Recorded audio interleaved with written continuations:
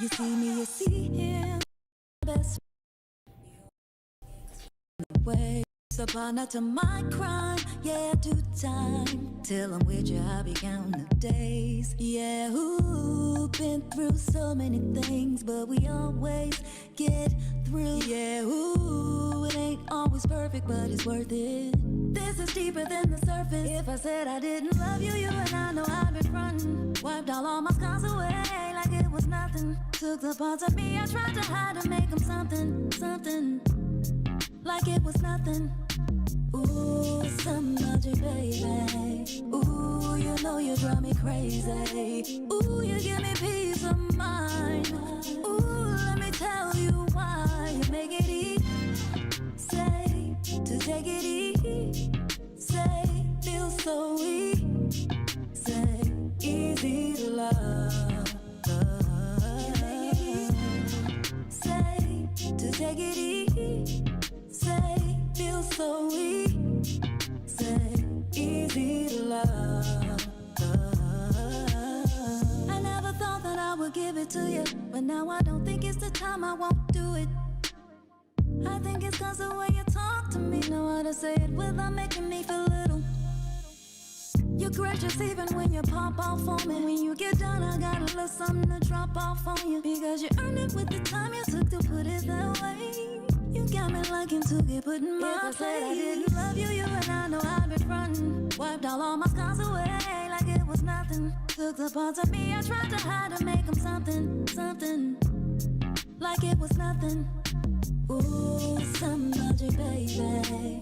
Ooh, you know you drive me crazy. Ooh, you give me peace of mind. Ooh, let me tell you why. You make it easy, say, to take it easy, say, feel so easy, say, easy to love. Easy to love. You make it easy, say, to take it easy, say, feel so easy, say, easy to love.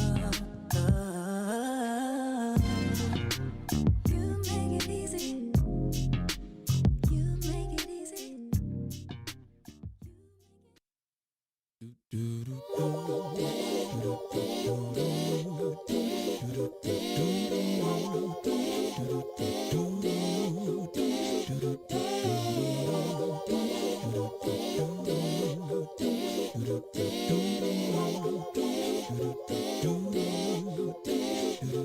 Well, sometimes I go out by myself and I look across the water,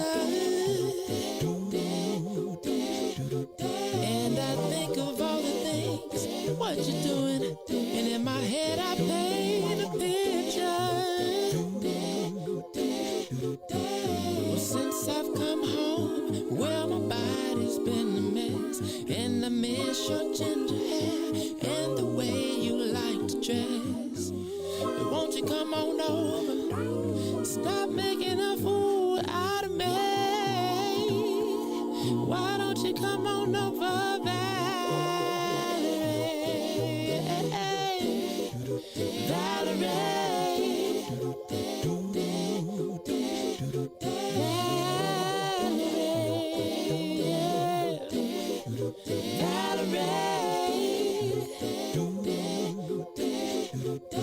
did you have to go to jail? Put your house on up for sale. Did you get a good lawyer? I hope you didn't catch a tan. I hope you find the right man who'll fix it for you. And are you shopping anywhere? Change the color of your hair. Are you busy? And did you have to pay that fine that you've been dodging all the time? Are you still dizzy? Oh, yeah. It's been years, and I miss your ginger hair and the way you like to dress. Won't you come on over? Oh, stop making a fool out of me. Why don't you come on over, Valerie?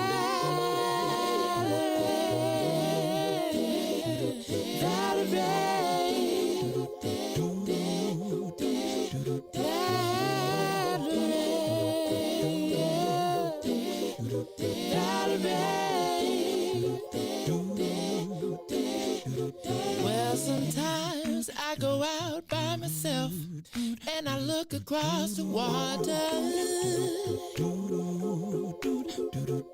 and I think of all the things, what you're doing. In my head I paint a picture.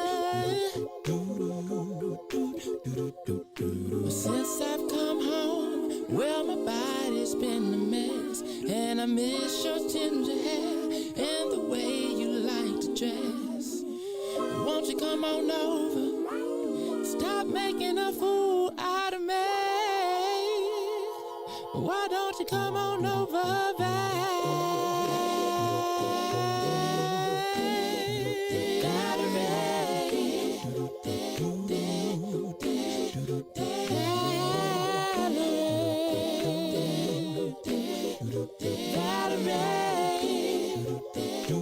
Why don't you come on over,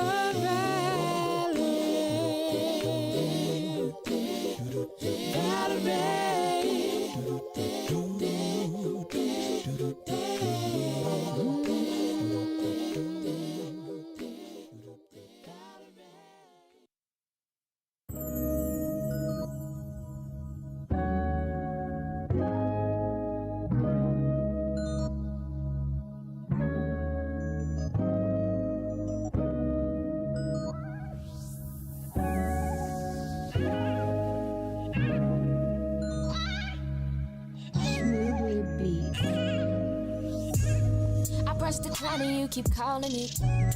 Give you some love and you want all of it. I'm out here working, nigga, get a grip. I'm just trying to touch a mill and you just wanna coexist. I say you clingy and you contradict. Give you my heart, you think it's counterfeit.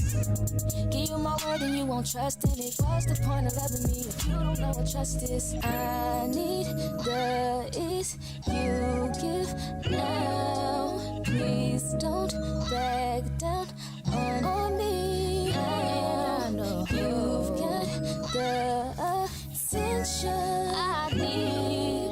Put your pride aside for me. Oh, 'cause I need that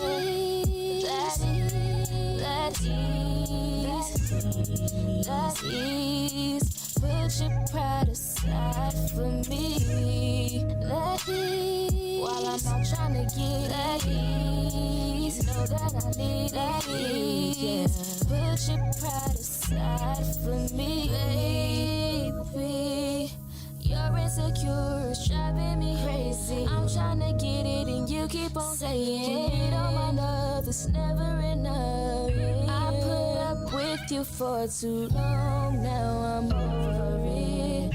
You want affection, I need money, I'ma call it quits. That ease, that ease, that ease. Put your pride aside for me. That ease. While I'm trying to get it, that ease. Need it, that ease. Put your pride aside for me. Put it aside, put it aside, put it aside, put it aside, put it aside. Put your pride aside, put it aside.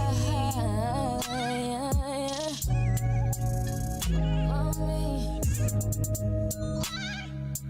Put your pride aside for me.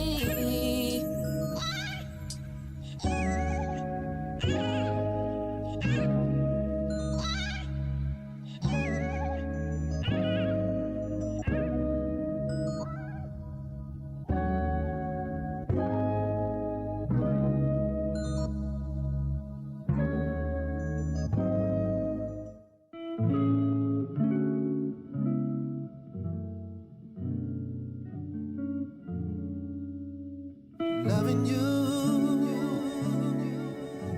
has always been easy, because it's true. Yeah.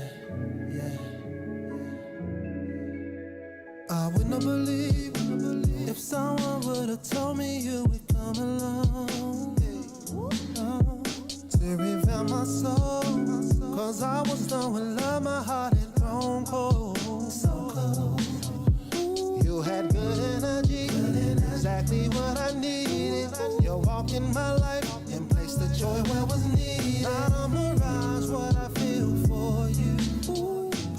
on God, girl, I'm loving you.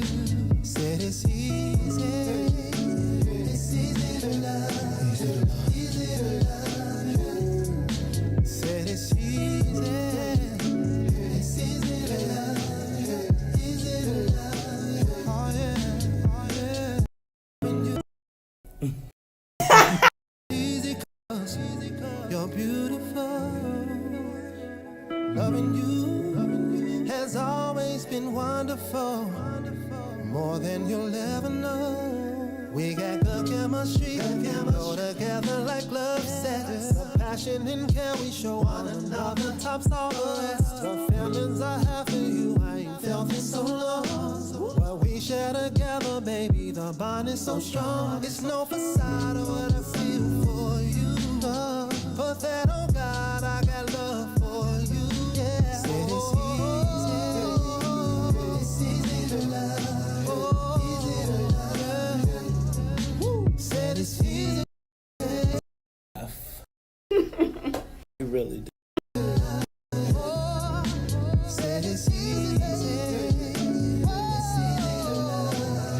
easy to love. Said it's easy. So easy to love. Easy to love you. For Ruthie Moore, for Todd Stroger, I am the host of the Maze Jackson Show, asking every single day, what's in it for the black people? In Arizona? Yeah, Mayor Light, man, we ain't accepting that. We ain't accepting that. Let's go.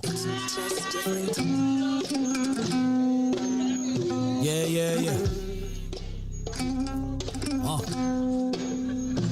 Let's get down to business and go ahead and address the facts, man. Lightfoot seems more lesbian than black. Rahm Emanuel's another case. He was just as tired. 50 closed schools left much to be desired. Police had Angenette naked on that body cam. They suppressed the footage so it couldn't touch a lot of hands. Reminds me of that 16 shots in that cover-up. Both of them similar, so I went and dug it up. George Floyd killed, a lot of riots happened in the town. Southside burned and they wouldn't let them bridges down. Grandmother sick, need a prescription and plus a couple groceries. You gon' have to travel just to get it now. COVID-19 out here shutting all the business down. Not enough SBA loans to even give around. So many failed businesses that you could put them in the pile. If you don't survive the pandemic, it's gonna sit you down. We sing, dance, play ball, entertain, and crack jokes. Government infested black neighborhoods with crack smoke. System that milked us so bad, we got lactose. Still trying to find out what's in it for us black folks. We sing, dance, play ball, entertain, and crack jokes. Government infested black neighborhoods with crack smoke. System that milked us so bad, we got lactose. Still trying to find out what's in it for us black folks. Shout out to Willie Wilson, hope one day you get to send it. We need some different players in the game to handle business. Too many shady characters like Madigan and Blago. But when you really break it down, it's typical Chicago. City full of gangsters, it's what the land was built on. Same streets with hood legends, DNA gets spilled on. Carjackers out here lurking, trying to get they steal on. Looking for a block to put them Hellcat wheels on. Lenders give bogus appraisals a red line. Car crackers out here getting minimal fair time. And I'm concealed carry, I stay with the pipe. But Illinois gun laws giving minimal rights. Stay up on the swivel, make sure I'm moving tight. Check all of my mirrors when I pull up to the light. Pick my homie up from out of town, man, he caught a flight. He was hella nervous, told him, shorty, this is a way of life. We sing, dance, play ball, entertain, and crack jokes. Government infested black neighborhoods with crack smoke. System that milked us so bad, we got lactose. Still trying to find out what's in it for us black folks. We sing, dance, play ball, entertain, and crack jokes. Government infested black neighborhoods with crack smoke. System that milked us so bad, we got lactose. Still trying to find in it for.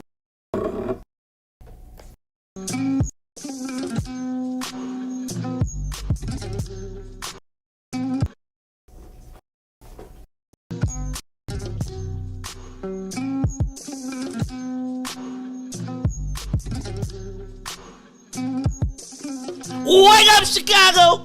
Wake up, world. This is the Maze Jackson Show. I'm your host, Maze Jackson. Got my co-host. Hey, I like how, you know, they got these new effects. I'm going to start. You know, Ron. Lil Ron is in the building. Excuse me. Le Ron is in the building today. Rilla. You know, Lil Ron, you can make me have some bass in my voice. You know, you can adjust every mic individually. So I intend today to make this my smooth jazz day. So you make sure you put a little bottom in my bass there. Hey, y'all, this is the Maze Jackson Show. I'm your host, Jackson.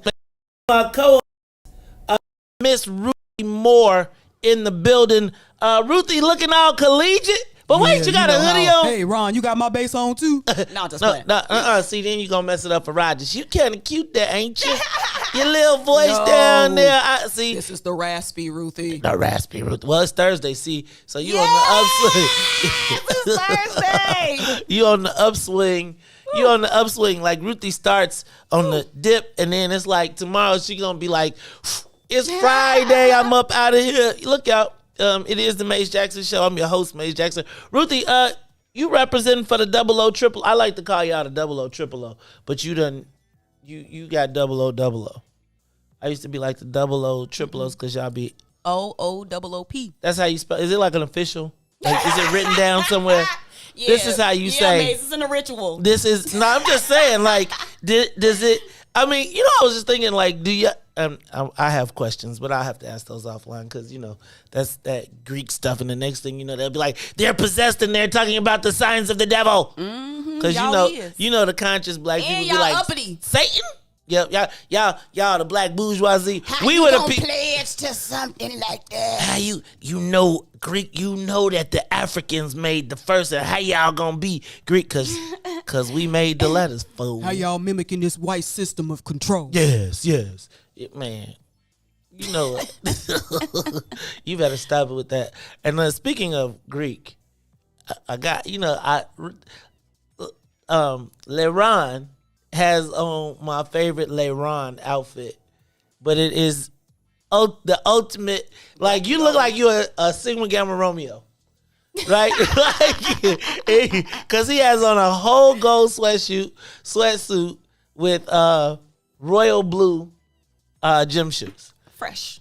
But you know what? I like them shoes too, man. I was like, you if you had, well, it's a good thing you don't have on all white, because then I'd be like, his shoe game better than yours. I have shoes that, first of all, let's be clear. There's levels to this. Oh. His sneaker game. Be clear. His sneaker game. And his gym, as I call it, his gym shoe game. That's what I meant. His tennis shoes. Okay, and quite frankly, the other day I just was in my closet, and it's like shoes that I don't wear, just because I scuffed them once. I ain't buffed them out. I buffed out a couple pair of shoes that was like, I could take a little run now with both of these. With these two pairs that I just took out the mud, that I just wiped the mud off of. I had a pair of gym shoes I wore once and had a spot on it, and didn't think I was going to be able to get the spot out, and I wiped it, and it came out. Man, please, I'm going to show you. Y'all don't make me start stunting. Oh, my goodness. Here's the thing. I think I bought everything once. Literally. Like, that's why we got stuff over here. Like, before I go to Amazon, I go to the file cabinets. Because I be like, we got one of them, right? I done bought stuff and forgot I bought it and put it. I mean, come on, Ruthie. I was the first person with a Segway. Like, I rolled up, and the evidence is here. I mean, it's like literally right there. Like, when people was like, so. I was the first person to ride a Segway in a hip hop video. I was. And actually, it was the day that Kanye debuted. 18 years. And what's that name? What's the baby mama? Gold Digger. Yep. He recited. Gold Digger was just a poem. It was the Chicago Hip Hop Awards, and he came in and performed it. Carl West had put it on, and I stole the whole joint because I literally rolled up on a Segway, and they was like, "Is this nigga on a Segway?" And I guess I could say that because the radio. They was so futuristic. Yeah, I was. Now they the size of a skateboard. Man, and they got one wheel. Those things go fast. I saw the unicycle things. Man, I saw this dude. He was crash. No, I didn't see him crash, but I saw him leaning real fast forward, and I was just like, with no wheels, no. I was telling my son he could get one of those. He was like, "No, thank you." It was like, "No, thanks." I'm good, Dad. It's like, right. My son is the quickest one to be like, "No, thank you." I'd be like, "That's cool. You should get that." He'd be like, "Nah." He'd be like, "Just some gym shorts, pair of gym shoes, please." And he just want to gym. He just want to go to the gym. Just, I'd be like, that's pretty simplistic. Just straight to the gym. Just take me to the gym, and first of all, and now I think my sister has stolen my thunder. He started learning how to drive in the Porsche Tennille put him in the Tesla yesterday. But he said, "Oh my goodness." And it's like, oh, dog. Even though Tennille, I keep telling Tennille she needs to get the Tesla, the kind that you can make it come to the door and pick you up.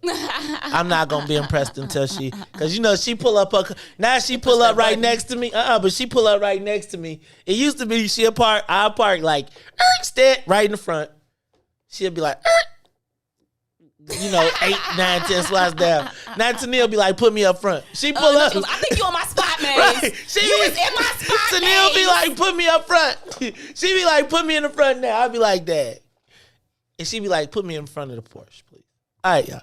It's the Maze Jackson Show. Hey, I think I'm about to get my old school out. Finally, I think the paint job might finally be ready. I got a 66 SS Impala. Ooh. Corvette engine. It got 2 doors. It's got 2 doors. It's got 4 on the floor. It is it's the first time. Wait, what's 4 on the floor?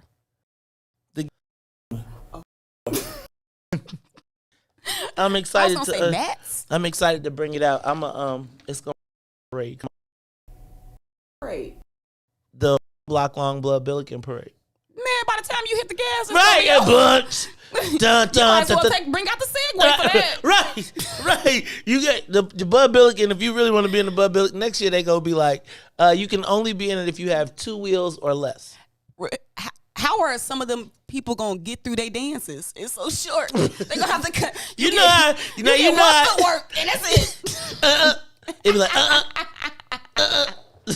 But nah, it's gonna happen it's gonna just be a backup because I'm sure everybody be already ready for Bud Billiken. They getting their dance on. You know how the whole Bud Billiken be like the funniest thing, and I know this is way off subject because this ain't on nowhere on the paper, but the Bud Billiken parade, the funniest thing is white people who be like, yeah, I want to be in the Bud Billiken parade. And the first time you take them, they be like, I paid to be number 7.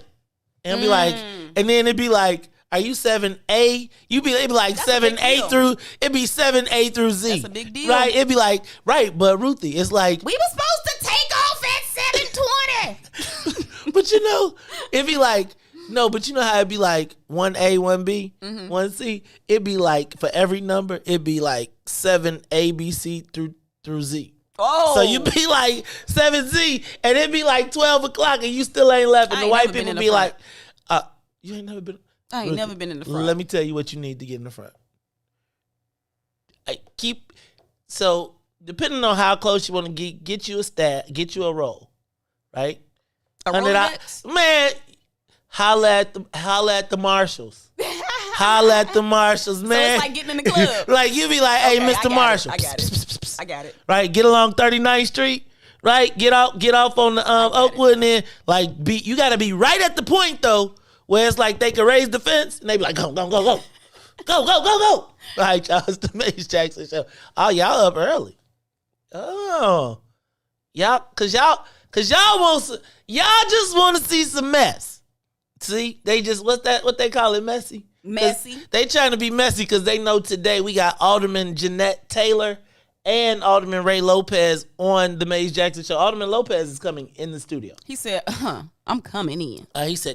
I said, you want to be on the show? He was like, yeah, I haven't been to the studio. I'll be there. It's like, hey, now you know how Alderman Lopez and Alderman Jeanette, my best friend in my head. Like, can I tell y'all? Okay, first of all, let's stop. Good morning, Ruthie. Good morning. Good morning, Leron. Leron, I appreciate you. Leron, I appreciate you filling in today and tomorrow. At this, he looked up like, tomorrow.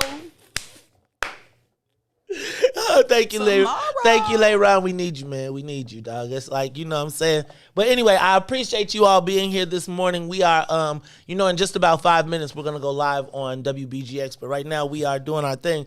So let's do this. We are locked and loaded.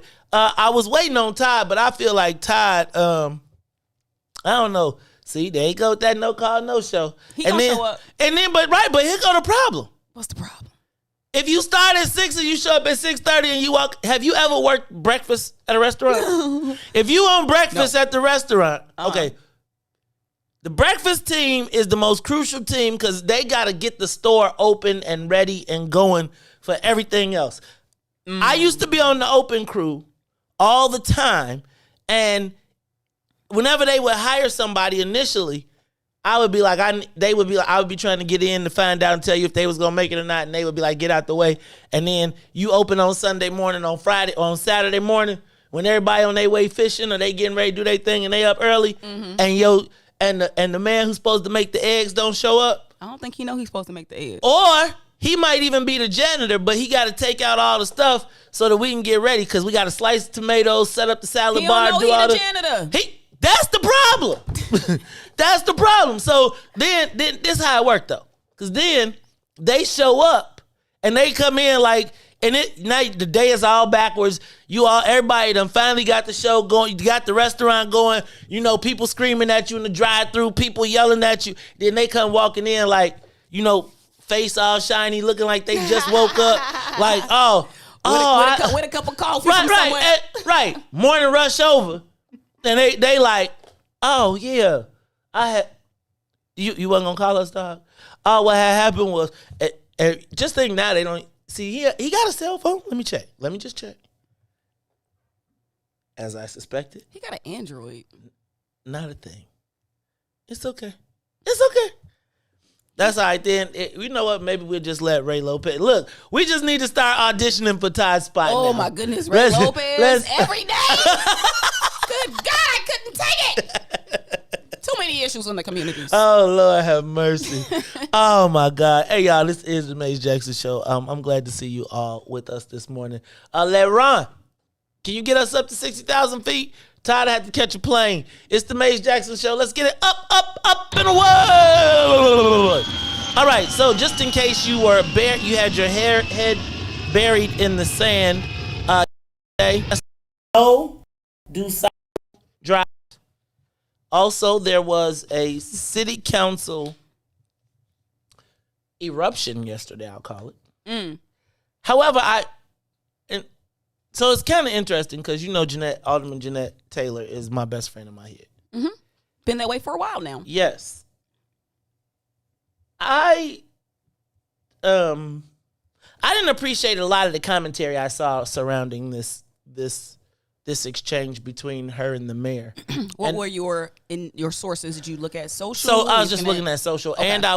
and I felt like the sun time. I feel like what's that when you take a picture with your iPhone and it takes a bunch of them? A burst mode. Okay, so a burst. So I feel like they took the pictures in a burst mode, and it's the one burst that they caught, which was really a dope one. With the alderman with her hand in the mayor's face. I feel like they're trying to I'm gonna use the word niggerize. I'm with you. Alderman Taylor. And it bothered me to see black people buying into the two black women. And I just feel like they tried to niggerize. And I don't mean this. I do mean it. And I saw some comments that I'm gonna talk about. I'm not gonna talk about the people, but I am gonna talk about the comments and what's being fed into this stuff. And so I'm looking forward to having this conversation. But do you understand what I say when I say they tried to? I felt some of those same feelings. I didn't quite name it that, but I saw the video, and so I know that particular exchange was just like a moment in time, right? Like, whole thing. They paint the narrative. There's the white people painting the narrative, and there's the black people furthering the white narrative. Yeah, and I feel like and I think the mayor is sometimes, I think you got to know your audience. And I think in the transfer of that exchange, the mayor's audience sees one thing and we see another thing. And I think the mayor was playing to the other audience. And I think we have to be smart enough to be like, the mayor has never demonstrated herself to be be on the team of black women or black people just by the simplicity of the Angenette Young piece. So if nothing And else. this was about Angenette Young. So we can't forget that. Right. So we're going to talk about it all a little bit later. So look, let's do this. We are now welcoming our WBGX listening audience. So we want to thank you all. We want to welcome you all to the Maze Jackson Show. In case you did not hear, if you're not jumping over from social, because we are live on Facebook, the Maze Jackson page, as well as YouTube, Twitch, and Periscope. Okay. So you got options. But I want to welcome you. We are discussing what happened yesterday at City Hall. In case you don't know, Alderman Jeanette Taylor and Alderman Ray Lopez will be with us today at 7 o'clock. So you definitely want to tune in and listen to that. That is going to be must-hear radio. Primary sources. Primary. So I'm not going to have to do the he said, she said, because I really was going to break that. Although your sources be kind of primary too, though.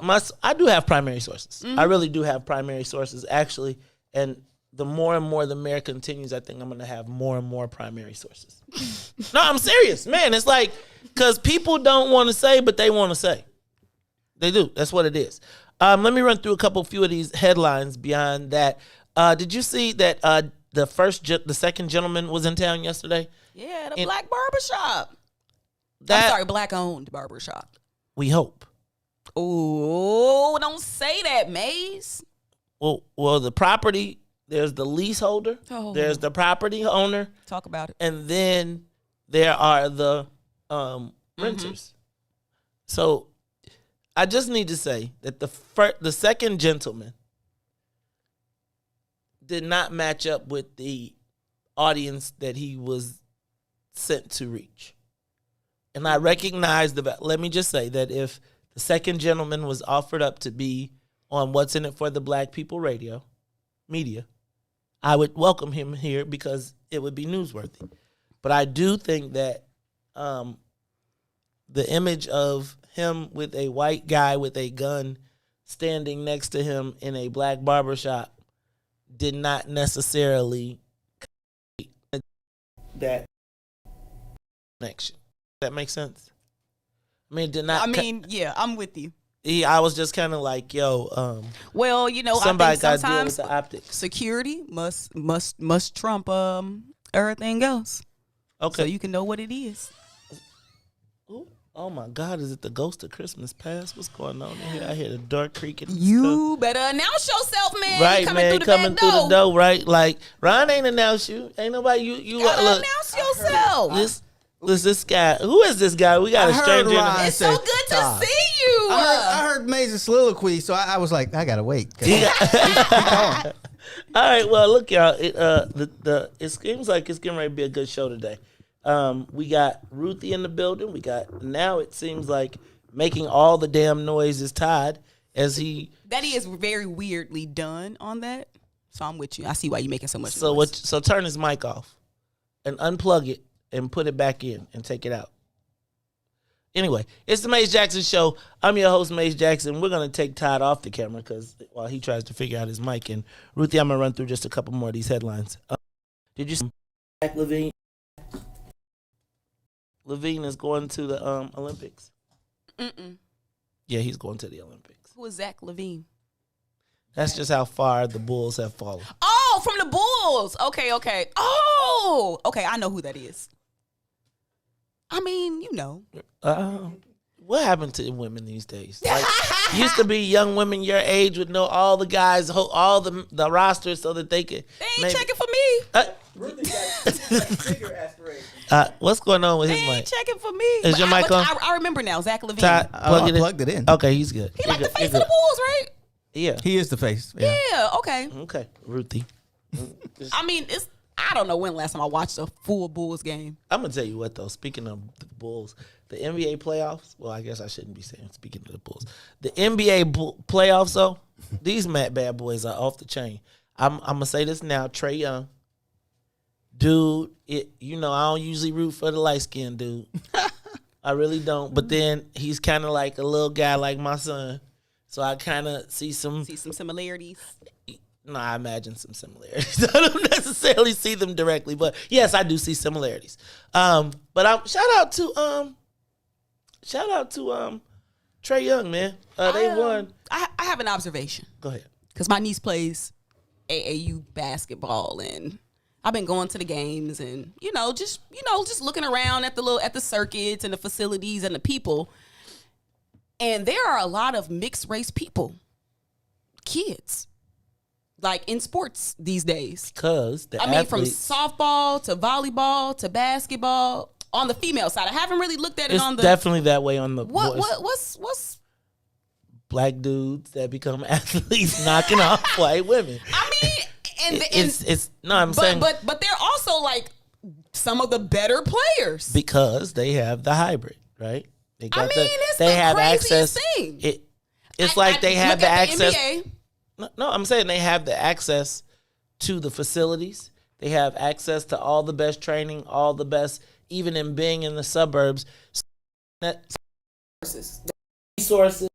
It's the combination, right? It's like, I told you, it's like Bolingbrook is the interracial capital of the world. But if you go to the tournaments and stuff, what you see walking through there is the 6'7" black dude with his, and they got all, and the athletes go not knock up, but that whole thing you talk about with the athletes, that's a real thing. I mean, clearly. And you see it. I thought I was tripping. No, you're not. You're not. You're not.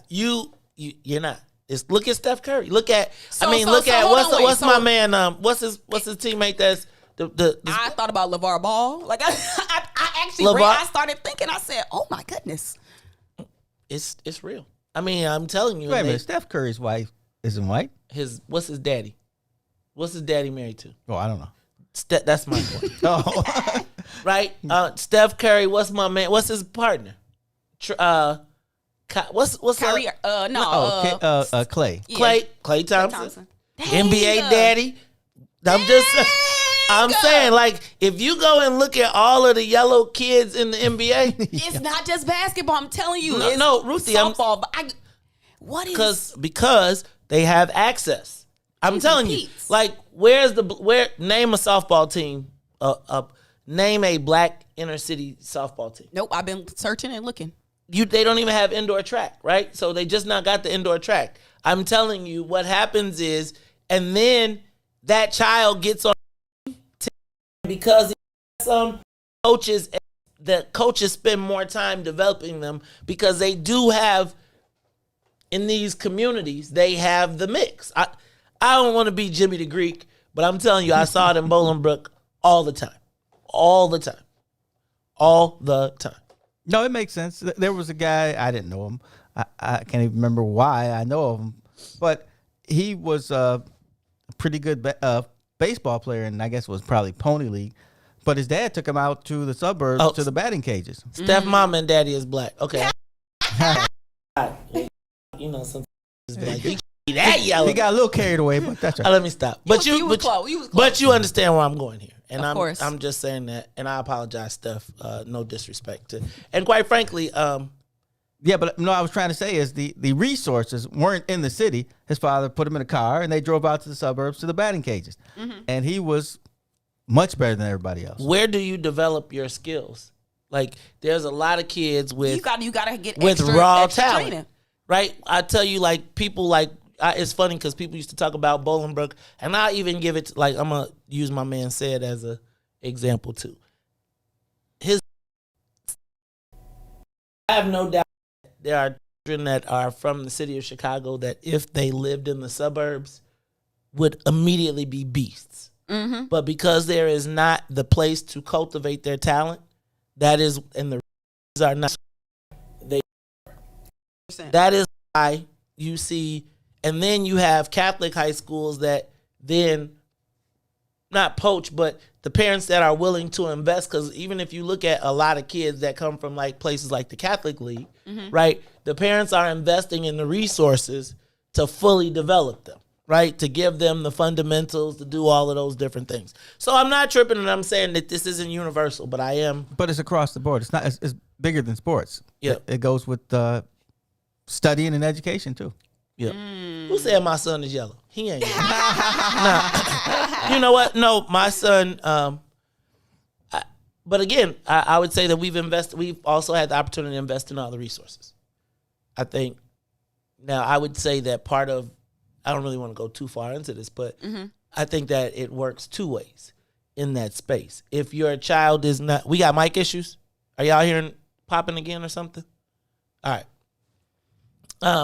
I think in my estimation, what I've also seen in that same space though is if the white folks don't pick your child in that environment or deem them, or your parents aren't like play the game playing the the right game right way, then they will marginalize your child and push them to the side, or that can also hurt. I can right? see that.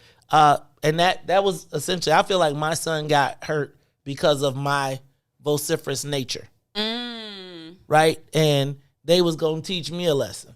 And so by teaching me, they wasn't going to say nothing to me, but they would, do things that would drive me absolutely batty and stunt his. And it's like, I think it's him just now getting out of that. Do y'all think if I have a baby by a white man, No, stop. it'll We have the same effect? cut her mic. Cut her mic. Cut her mic. Or do it only Cut work the when mic. it's a black Cut man the and a mic. white woman? I think we ought to You ask got the the- Fraternal Order of Police president this question. I ain't talking about ski shooting. That wouldn't what they would be. That would not be what they would be shooting. Ooh. That's Cut his mic. I know. No, I meant like No. black people, not. That's why I said it's. That's why I Todd said ski was shooting. well. Yeah.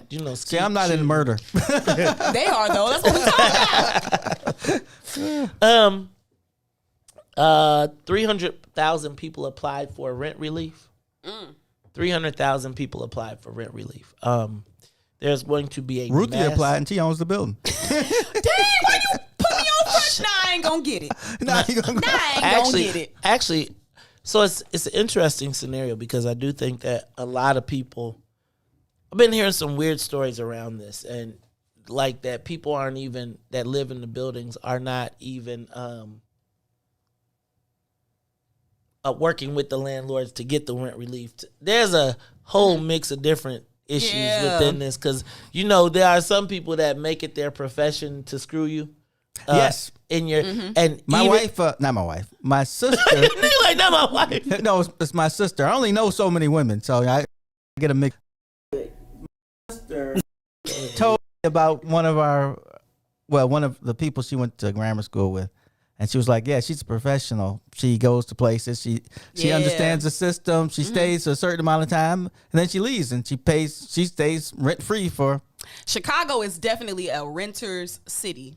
Tenants have the rights, like a lot, like very nice rights. Yeah. And don't let you be a senior. You ain't never got to get out. They do not. They do, man. But I don't. I think it's unfortunate that people that finesse the system have messed it up for people that like really need it, because that rental relief is for the landlords and some of it is for the renters. But I can understand people who feel like, well, my renters ain't paid, they ain't tried to contact me, like they ain't did nothing. I don't want to make it a race issue, but I would say that and I'm going to throw the people of color who have been marginalized Oh Lord, feel a different way about certain things when it comes to money and how they need to spend it and how they need to get through life. It's almost like when I was at the water wreck. The guy told me before the black people came, because he was black actually. He was like, they would let you take the tools out and take them to your house, and you use the lawnmower and all that kind of stuff. But when the black people came, they didn't treat the tools the same way, and they'd come back damaged, and it's like, who did that? And I don't know. So then they probably get mad at you. After they did, they be like, so. Well, then the program stopped. That's funny. But you know what? This is the last thing I'll say about this. I was listening to some of the ideas around like who's not paying their rents and stuff.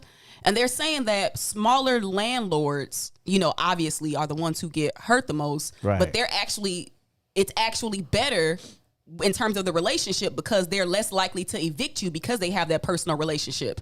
It's mostly those large like property management companies, whereas you just probably send They're your faceless. check. Yeah, so that's where people are really not paying Okay. there. That's what I heard. That's what you I heard. can see that. I don't know though. I can see that, but I see that for the large ones, but I also see, and I think what Ruthie is talking about, where the owner occupies. Now, when the owner owns, and I think if you own like a 3, 7, 10 unit building and you don't live there, you do take a big risk with people. They are professional livers, No, really. like professional. I mean, I do think housing should be a right though. All right, so, but how big? And do it have to be my house? Like, my thing is always, it's like, it's always good. It's great to have the right, but when it infringes upon my right to be able to make money. or to feed, to live in my house. If my mortgage is contingent on you paying your rent, and you don't pay your rent, you got a right to live, but you don't have a right to get me evicted. I gotta pay for you and me. You ain't gonna get evicted. They got relief programs for landlords. See? They got more. They See? got more. They got freezes going on. Hey, I got you. But some people I'm aren't. sending somebody to you. Some people Let me aren't tell you, house-friendly. let me tell you, your heat will be off. And I'll call 311. call them. I'll be like, the Tenants furnace got broke. the rights. Furnace broke. You gotta fix it then. I'll be like, I'm then I'm gonna withhold my rent for real. Withhold it. You gonna be up in that mud. Let me tell you, you ain't can't gonna be able evict. to get Winter up out time that is mud. coming. You can't evict me. Winter is coming. See, look. Man, come on now. See? No, I just talked to a lady maybe 3 See? days ago. That's why I don't want to be Winter no is dick. She Right. said she used the tactics that Ruthie's talking about. She said she'd use every tactic under the book and not pay for months because she knew all the rules. Has anybody here ever had an eviction notice on their door? No. I have. But I've had to evict somebody, so that's why I know that tenants have the rights in the city. And winter is coming. Once it get cold, you can't You can't evict do nobody. nothing. That's why I told can't you that's evict the trick. nobody. That's how That's right. everybody And be it's doing. still a backlog, so people is good. So you better start working with your tenants. Don't do the tactics May's talking about. I'm about to Taking I'm the about doors to nail off. you. And you know, it's more than just rent. You know, you don't want someone living above you or below you, and you know, one day you pop up and you got roaches, and you're like, hey. And you go down to their unit and it's a mess, and you're like, hey, I don't want to live with roaches, and they don't want to. They want to do what they want to do. All I'm saying You is, gotta have some an inspection. I'm gonna tell you, I'm gonna have a fire. Be nice to your landlords and be We nice to gonna your have a tenants. fire up in this one. Hello. Wait, I got insurance. I'm gonna stop. I am going to stop. What else did I get on that list? Free Britney Spears. I'm gonna give me a free Britney T-shirt. Right. Did y'all watch the? Did he? You know, sometimes you get caught up. I wound up watching the Britney Spears documentary. It's kind of crazy, but she's like a mental. She like they like keeping her drugged up so they can keep the money. Have y'all seen that episode of Black Mirror? I haven't watched. Black Which Mirror. one? The one with the pop star? No. Oh, I think it's lit. is there something to do with? It was Miley Cyrus. That Yeah, yes. Yeah. That is now watch the episode and then check out think about what's going on with Britney Spears. It's exactly that. That's funny. Let me see. What She else said I she do? was a slave for you. Remember the song she had? She slave for who? For her family, For all the them white people that's people. pimping her out, They are. keeping her drugged up. Yep. She was like, they make me take lithium. I was like, poor girl. They won't let me take my IUD out. Yeah, that's true. But to be honest with you, They though, are controlling her. people who have problems tend not to want to be drugged because it makes them feel different. But when they're not drugged, then they're A little crazy. Ooh. I mean, there's homeless people on the streets. If they took lithium or something like that, they would be able to function, but they wouldn't. They'd be, man, why are you always so quiet? Mental You illness know? is mental illness. Where they lock them up in the jails now. I was thinking We ain't about. got no facilities. I was thinking about, speaking of that, the evolution of, you see what they're doing in Evanston where they're trying to send a social worker out when they have certain responses. Oh, yeah. With the police. But I was just thinking, what happens when the social workers become, when a social worker gets assaulted at a place and then they need to have weapons too? No, this is definitely the change that's going to happen across most of America. I got you. Maybe not the rural places, but I just feel like there's going to be a whole new layer to this eventually that becomes the crazy police. maybe a that taser. says that it starts with a taser. And then when No, you get they'll this- never be armed with like guns. Okay. That would be Unless they keep it in their purse. that would be totally the opposite of the whole thing they're trying to do. If that's the case, they just send police. What if they until they run into? I'm just okay What'll happen is they will start sending out these social workers with a cop. with a backup. Okay. I hope. And unless if things get violent, then the Until cop they start can to say, step "I in. want to go home at night too," and I got sent. Okay. What? And then the crazy van, when you know that the crazy van is coming to pick you up, right? And they will come in because do they have arresting authority? Like if you have an episode, do they have the opportunity to put you in something? They to probably take you will. in, to restrain you. So when they do, how do they restrain you? So they're trained in what restraint techniques? No, I don't think that their job is not to be physical. It's de-escalation. Right. Are we having mic troubles? Are you all hearing mic popping or in and outs? I don't know. I keep seeing it pop up on the Yeah, like a couple people. on the screen. If everybody is hearing in and outs, please let us know. Let me see. I think that's all I got for headlines. So let's do this. Let's move on. Anybody know any buildings for rent? No, just playing. Oh, dang. I wonder how much did you apply for? I wonder. So y'all make sure y'all go in. Yes, the mics are going in and out. Are you hearing that, Ron? Anybody? They're saying yes, the mics are going in and out. All right. We're going to try and check that out in a minute because we got a lot going on. We got some people. I wonder, which mic? Is it mine? Is it all of them? All right, y'all. It's the Maze Jackson Show. Coming up, look, real quick, I got a social media question of the day. Ron, I had you cue up some audio. Can you cue up the audio for me real quick? And I want you all to hear this. Go ahead and play the Angenette Young. You're being detained. We're executing a search warrant on your residence, okay? I am the sergeant here. I'm going to explain everything to you in a second, okay? Are we all secure? Does anybody else have to stop him here?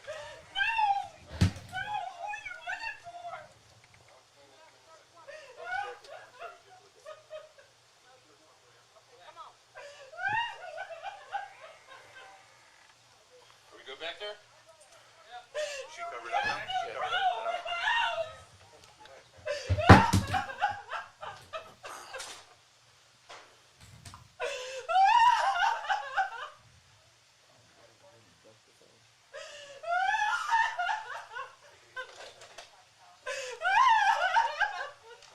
Okay. Check, just right here. Just move that over so we can get her down, so we can get the brief photos done. That's your bag?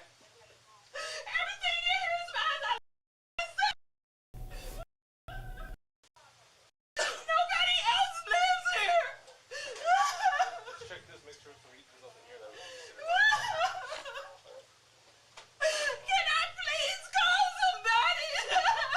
Yeah, man, relax.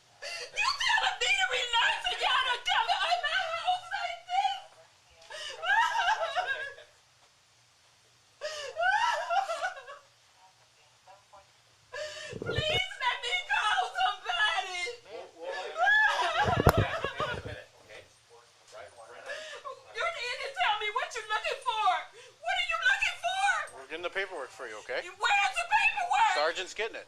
Sergeant's getting it. Hey, guys, move this young lady over. We're gonna take a picture. Wait a minute, what are you doing? Oh my God, no, I have to call somebody. This is not right. I don't even know what you're doing. We'll explain to you what's going on right now. Well, please explain. You come in here, you kick my door in, you take pictures and stuff. Let's get out of the way and then I want to make sure that you all remember. Let me back up. this for you, okay? Bring it down just a little bit. Social media question of the day is, who still cares about Angenette Young? Who still cares? Keep it playing. No, I don't want you to stop. Keep it playing. Because I think we have convenient memory, and I told you all that we were going to forget. Angenette Young. Let me just let you listen some more.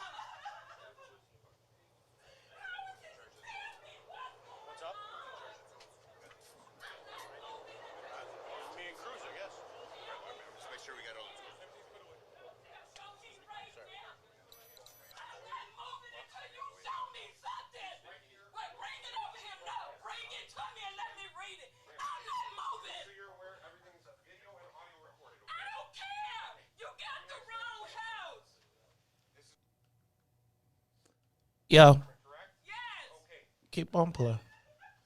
Cause I think that we have a very short memory sometimes as black folks. You know, yesterday, and we're gonna talk about it a little bit later, but yesterday, Alderman Jeanette Taylor and Alderman Ray Lopez held up the city council appointment of the corporation council because they asked that, and I think I have the actual order, but they asked that the city council, that the city of Chicago cease and desist all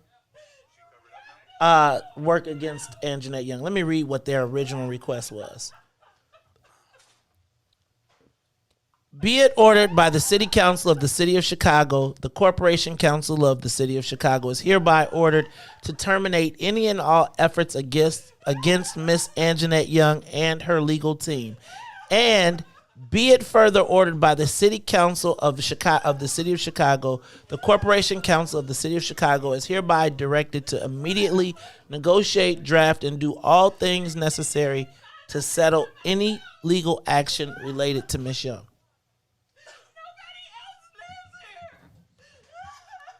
Let me ask you all, does anybody remember Angenette Young?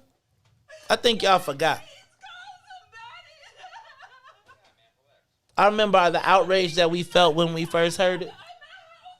Remember I told you it was going to be a march and then they would diffuse it and everybody would be... And here we are.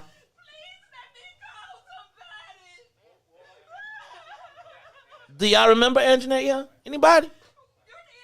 I think y'all forgot maybe. Sound that? Remember when we first heard it and we heard the ma'am calm down? Mm-hmm. The tone of these officers is just so patronizing, like, lady, calm down. You know, it's like, not that you're standing here naked. And I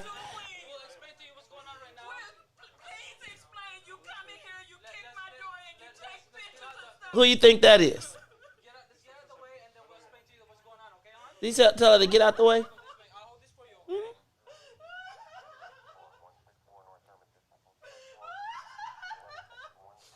Social media question of the day. Does anybody remember Angenette Young?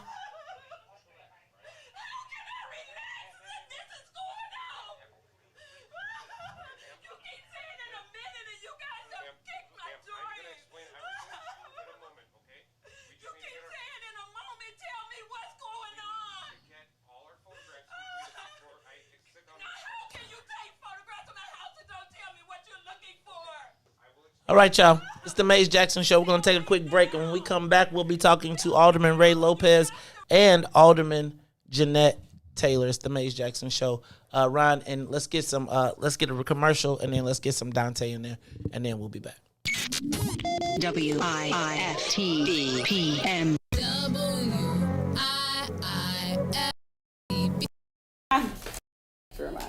Just for you and me. WIIFTBP. Media's just for you and me.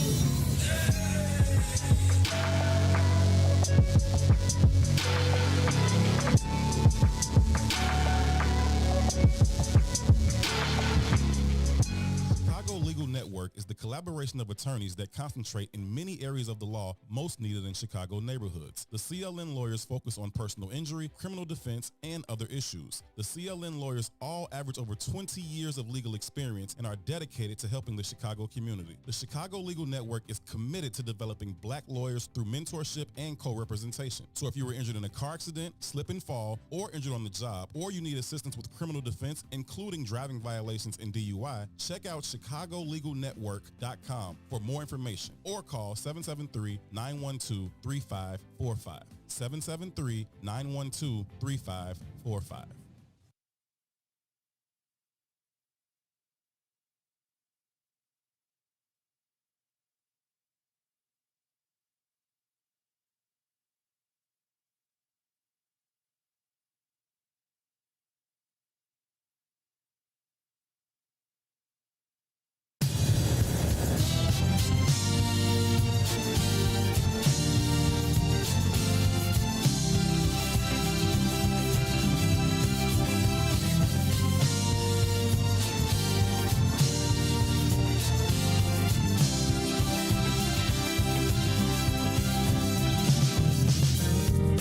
What about my love? Seems you have forgotten love. I do believe that something went wrong somewhere.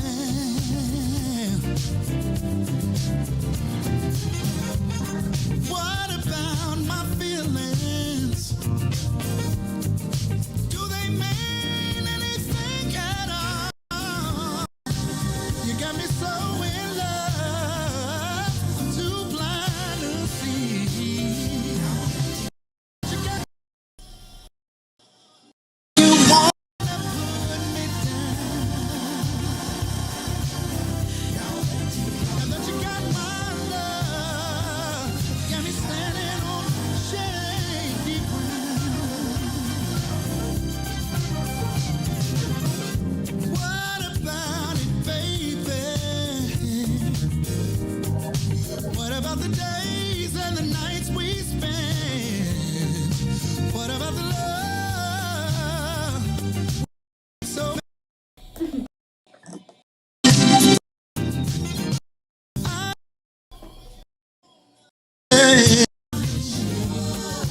think it over, baby. 'Cause girl, I believe. I think you just might wanna change your mind. Now that you got my love, you don't even come around. Now that you got my love, got me standing on shaky ground.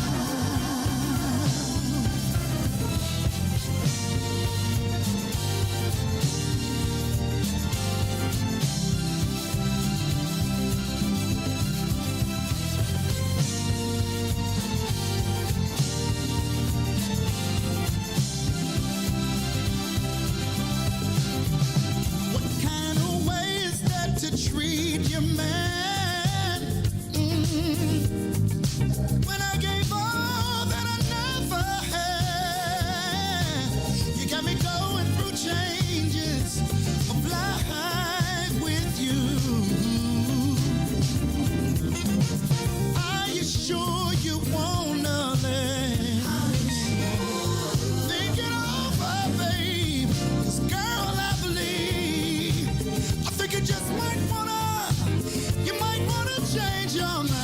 Now that you got my love, you don't even come around. Now that you got my love, you got me standing on shaky ground. Yeah. Now that you got my love, you don't even come around. You don't come around. Now that you got all my love, you got me standing on shaky ground.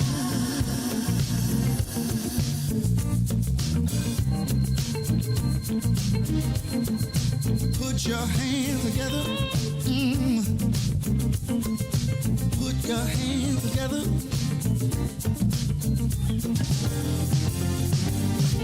Before you leave out the door, before you leave out the door, baby, won't you change your mind? Really wish you would change your mind. Now that you got my love, you don't even come around.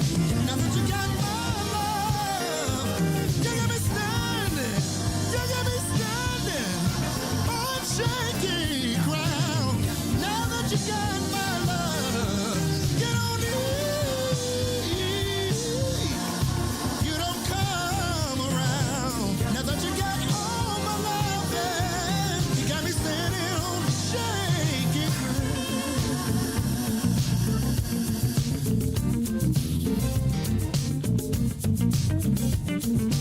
Put your hands together. Put your hands together. Oh my, I had a conversation with her. This is how I went. Before you leave out the door,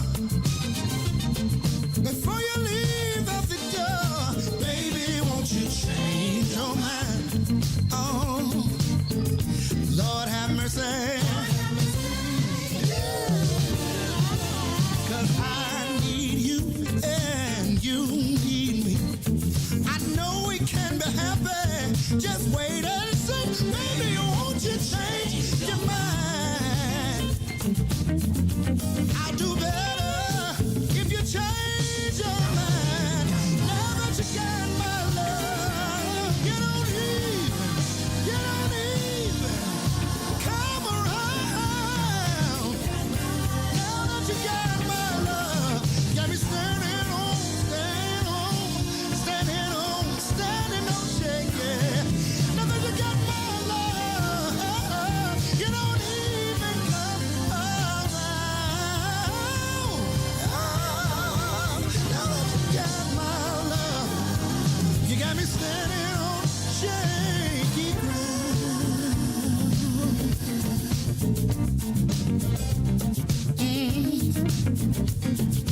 Baby, won't you change your mind? Baby, won't you change your mind?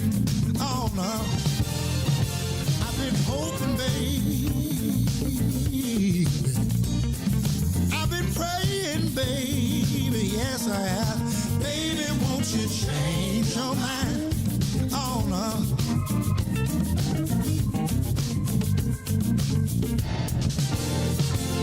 I've been hoping, baby. Yeah. I've been praying down on my knees, praying that you change your mind. Oh, Lord have mercy.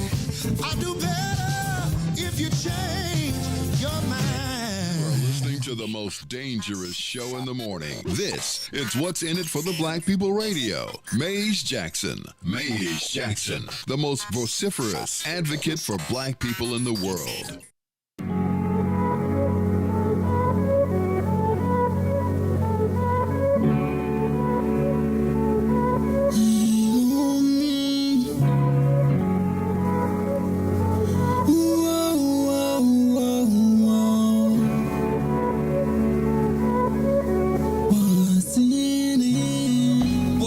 For the black people, cause economically we are not equal.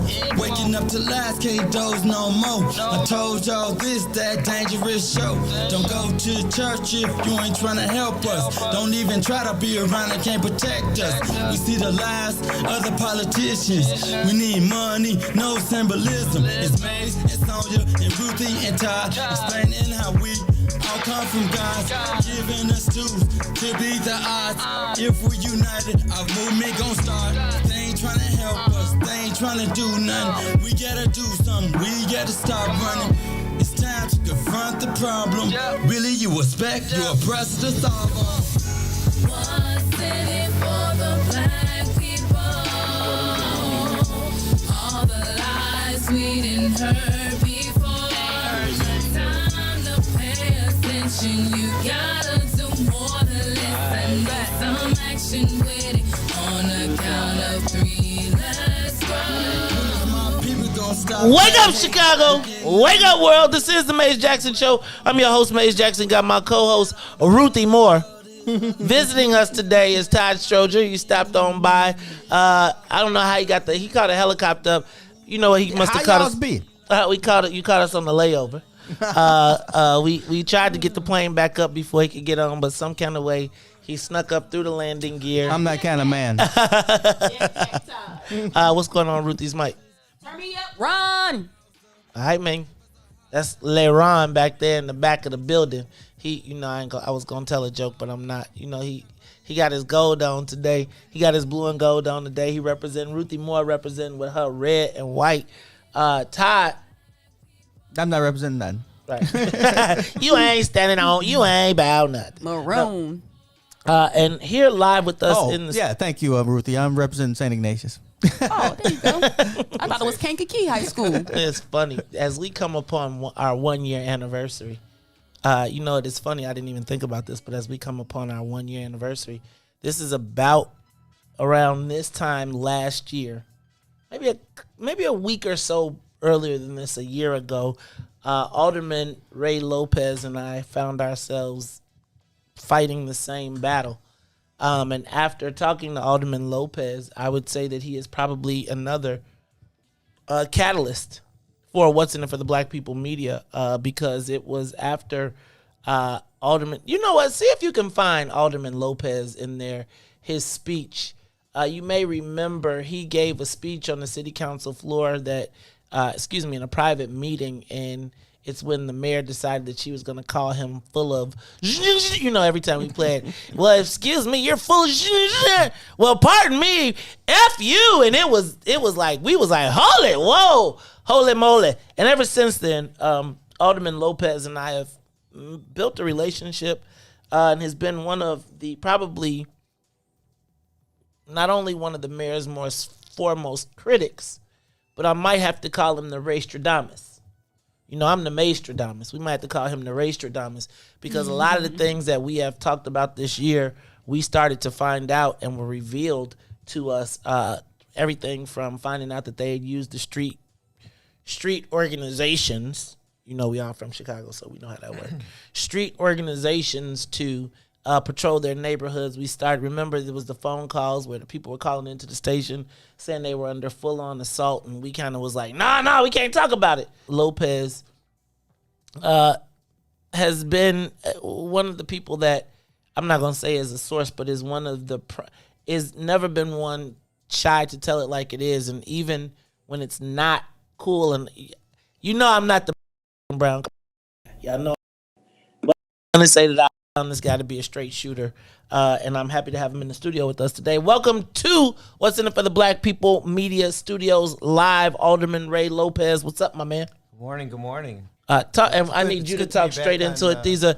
I got directional mics, so I don't have the multi-directional ones where you can, cool out to the side mic. Yeah, talk straight into it. I'm talking. I gotta go straight at it. No, good morning and good anniversary. And actually, that's something that I remembered when I walked in. It's like the last time we had a straightforward conversation, we were on that other channel, and they didn't take too kindly, but that gave birth to this beautiful creation, which we're here today. Well, thank you. What you think about our studios, man? We came long. It's a little bit different from where we were. Man, I'm digging it. I appreciate it, man. We got to have a merchandise section. Yeah. Hey, you know what? Walk-ins now. Yeah, well, we might have to get a merchandise section. You leave up out of here with a little gear. We got artistes. And trust me, we're growing every day. We're always changing. We're always expanding. But Alderman Lopez, you were at the center of some controversy. Well, you're always at the controversy. And we're going to Alderman Jeanette Taylor as well in a little while. But talk to me about what happened yesterday at City Council. What exactly went down yesterday at City Council from your perspective? Because, all we saw is pictures, and memes, and shoot, I saw Dana White done got involved and all types of stuff and finger pointing. But it all started with a parliamentary move that you made. Help me understand what happened. So yesterday, after what was going to be just a very casual start to the city council meeting, the first order of business was for the budget committee to approve the mayor's choice for corporation counsel. That is the chief lawyer for the city of Chicago. Now, as you know, our law department has been re-victimizing Angenette Young ever since her case became public. They tried to sue her for violating the orders of they tried to sue the lawyer and get sanctioned, all the while refusing to acknowledge that what they did was that they wronged Angenette Young. Alderwoman Taylor and I used a parliamentary move to just defer and publish, to pause on the confirmation for 1 month to bring this to light. And the mayor just was absolutely set. He had did this and tried to basically come off the days and bully the alderwoman and get her to change her decision to join in this effort, which is remarkable that a black woman was bullying another black woman for defending another black woman. Ruthie, I got to stop you right there, because this is one of those Ruthie Moore moments to me.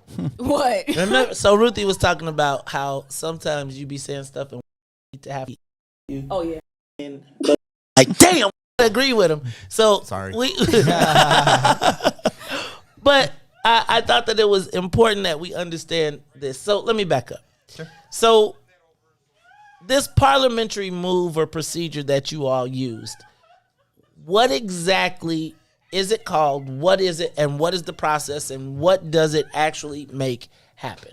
Why did you use it? And then why did you use this move in particular? So this process is generally referred to as defer and publish, and Todd knows as a former alderman as well.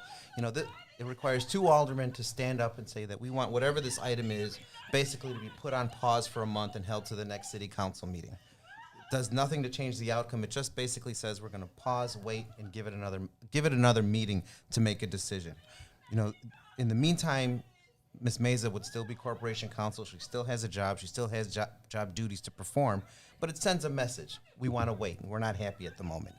And clearly that upset the mayor because she went up and made this a very personal issue, got in Alderwoman Taylor's face, pointing fingers and causing quite a ruckus, which we've never seen Rahm or Daley come off the dais to start screaming at somebody like that.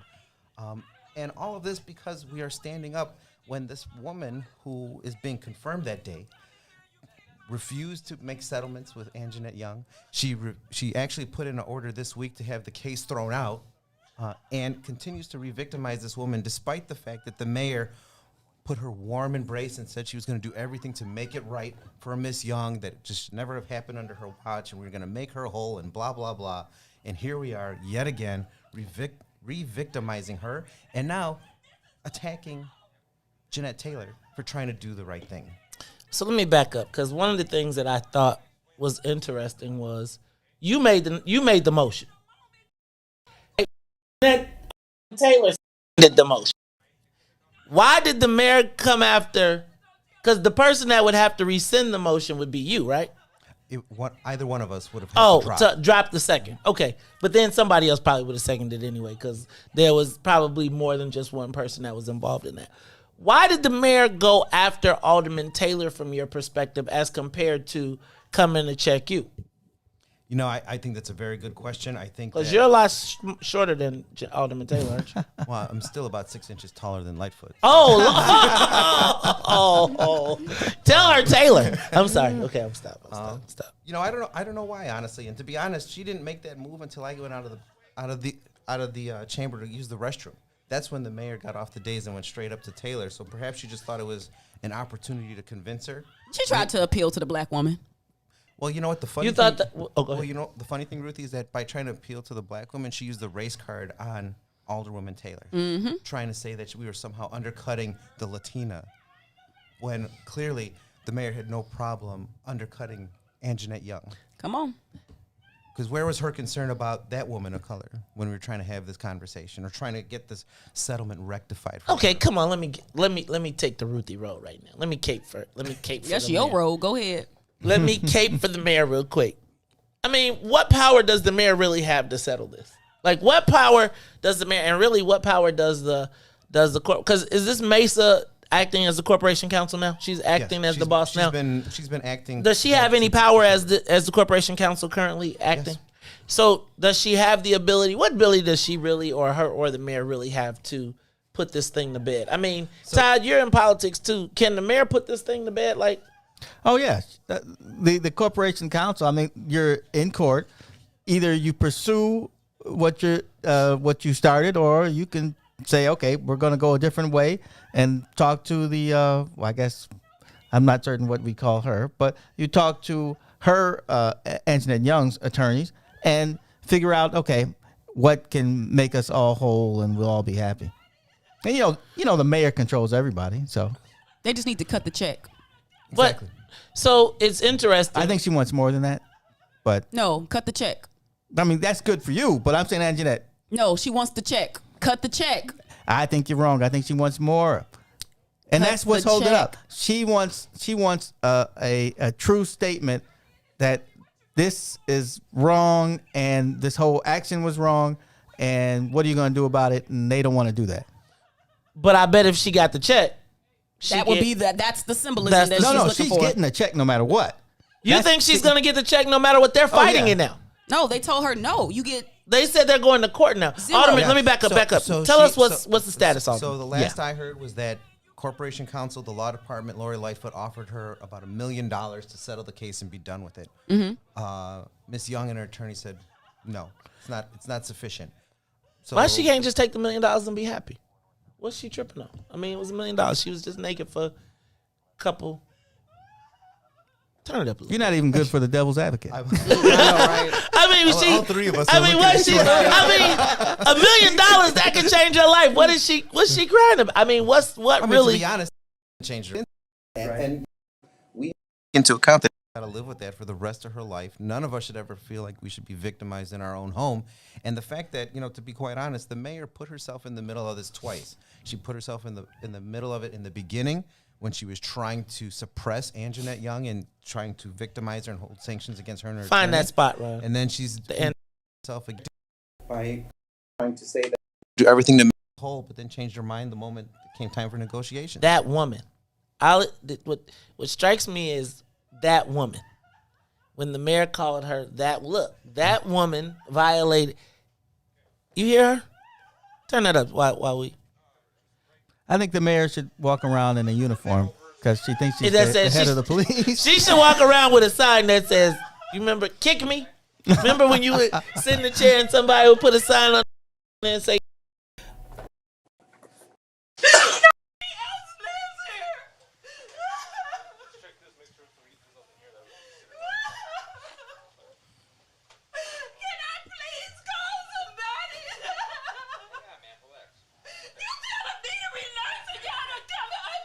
You can't talk about being for black and brown people and not be moved by that. How I guess my question is, how long does this go on?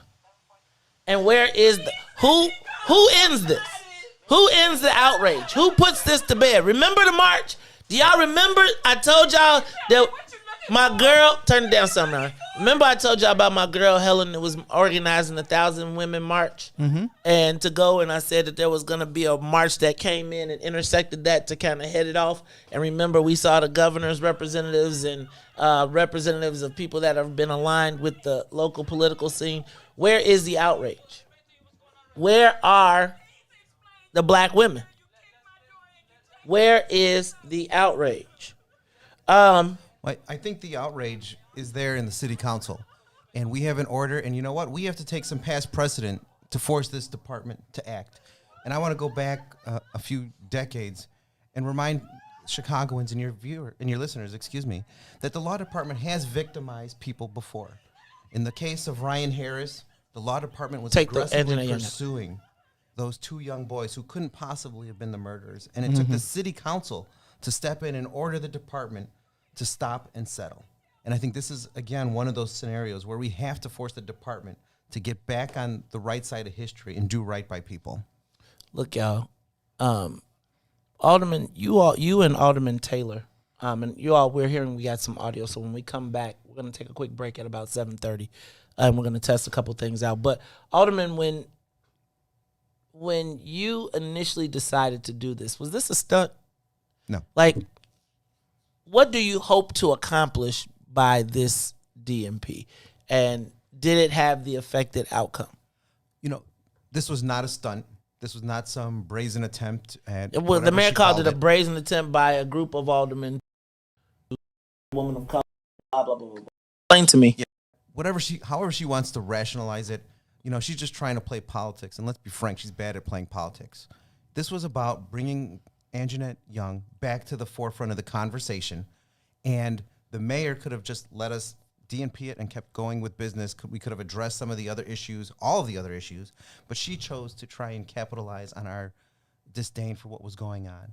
She turned this into a stunt, and she turned this into a debacle that is nationwide. And see what comes. What does come Friday? Because, it just seems like business as usual.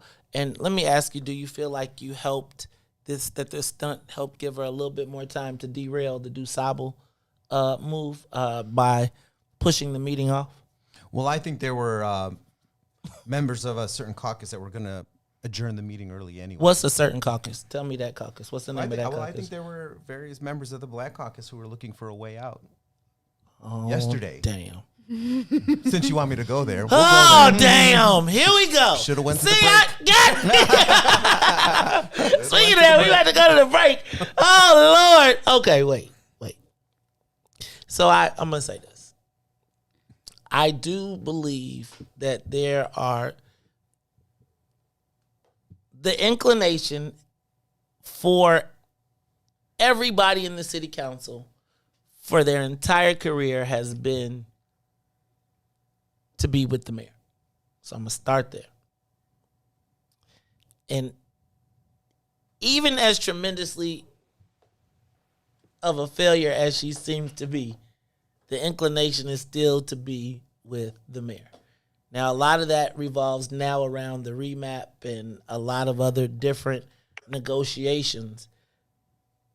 But I don't understand how we can't put this Angenette Young thing to bed. I feel like she could ask for $10 million and they should just pay it. Cut right? the check. I don't think there's anybody, and the people that would protest it would be the racist white people who like the ones who came on the show previously and said that Ruthie had to snap on. I think it's because Angenette Young wants systematic change, and they don't want to make change in their policy. And a genuine apology. Yeah, because Mensa was the one that took the word out of the press release. Yep. Wait, say that again? She downplayed it. Yeah. Wait, what happened? Say that again. Who took the press? What? Y'all hold on. Y'all got. Better cut the break. Wait, who took what out the press release? So after when Angenette Young met with Mayor Lightfoot, right? They released. It was a joint press release that came out. Mm-hmm. So in the emails that are so widely available, there was an email from the joint press release where Corporation Counsel lady Mensa wanted to take out a specific word, and the word was systemic. So she wanted to change it from systemic to problematic, which I think she actually did. They did. Yeah. So if you look in elite emails, that's how Mensa. The word systemic, you got to use problematic. Downplaying what happened. Downplay what's going on. That's why. Wait. No, stop. We got to go to the break. We're going to take the break. We're going to take the break. We're going to come on back. And when we come back, my best friend in my head is here. I can't wait to talk to her. And I'm just letting y'all know, for this week, I am the swordsman. So if you're coming for Alderman Taylor, you're coming for me.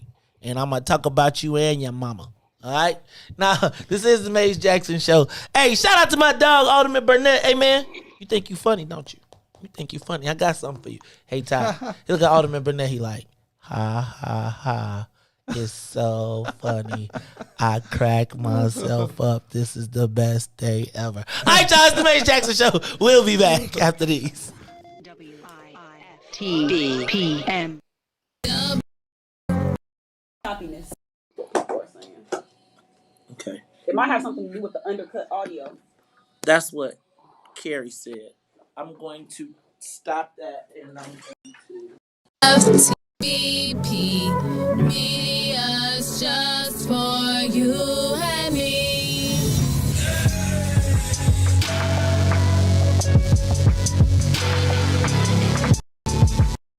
Oh, I thought it was with a K. Maybe it was with a C. I didn't do it. Crazy. You like graffiti?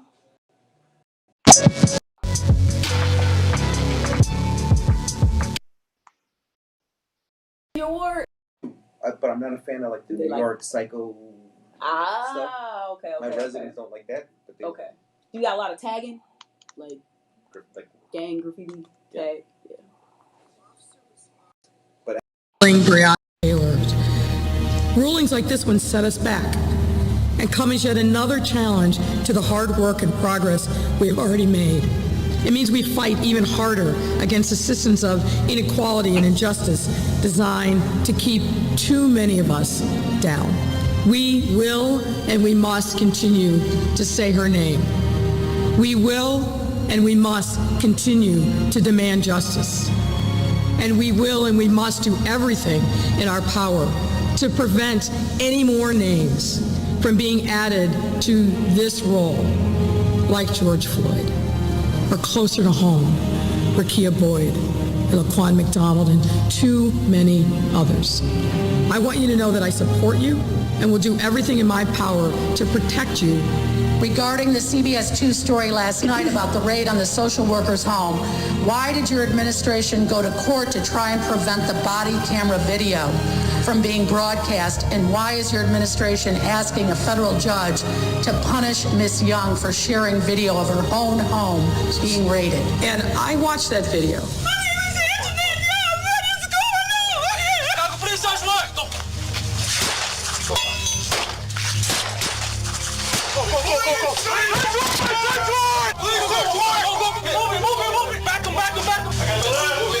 You need to tell me what you're looking for. What are you looking for? Now, this case was litigated in federal court. The federal judge put in place an order. There's allegations that she has violated that. A federal judge put rules in place. It's for that judge to determine whether or not that was appropriate. I'm not going to sit here and second guess a federal judge or how the information related to that matter was handled. That's for that judge who I know and is very competent and I'm sure will be fair in assessing. Because COPA has not yet made a decision in 22 months on this. I just, look, we got to fess up and we got to clean it up. You have the wrong place. You got the wrong house. You got the wrong house. We will and we must continue to say her name.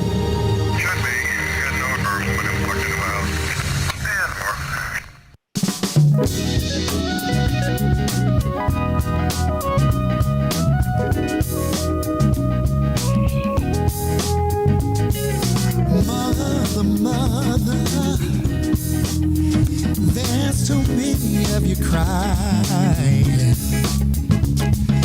Brother, there's far too many of you dying. You know we got to find a way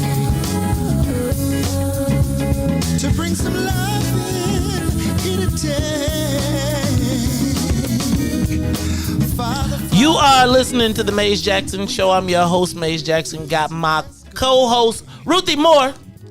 Visiting us today is Todd Stroger. Hooray for Ruthie Moore. Yay, Todd. Make sure Ruthie's mic is up. And we've got in the building with us Alderman Ray Lopez, but I don't really care about talking to him right now. Because I'm here to tell you that my best friend in my entire head is on the live line right now. She is here to talk to us about what really went down, and I'm just letting y'all know. Because y'all know I was on social yesterday. Now, this is what I'm going to say. I don't care about your relationship with CTU. I'm not talking to you all. Chill out for a second. I don't care about your relationship with CTU. I don't care about your relationship with Mayor Lloyd Lightfoot. I don't care about your external relationships when one of our own steps up in the defense of us, right?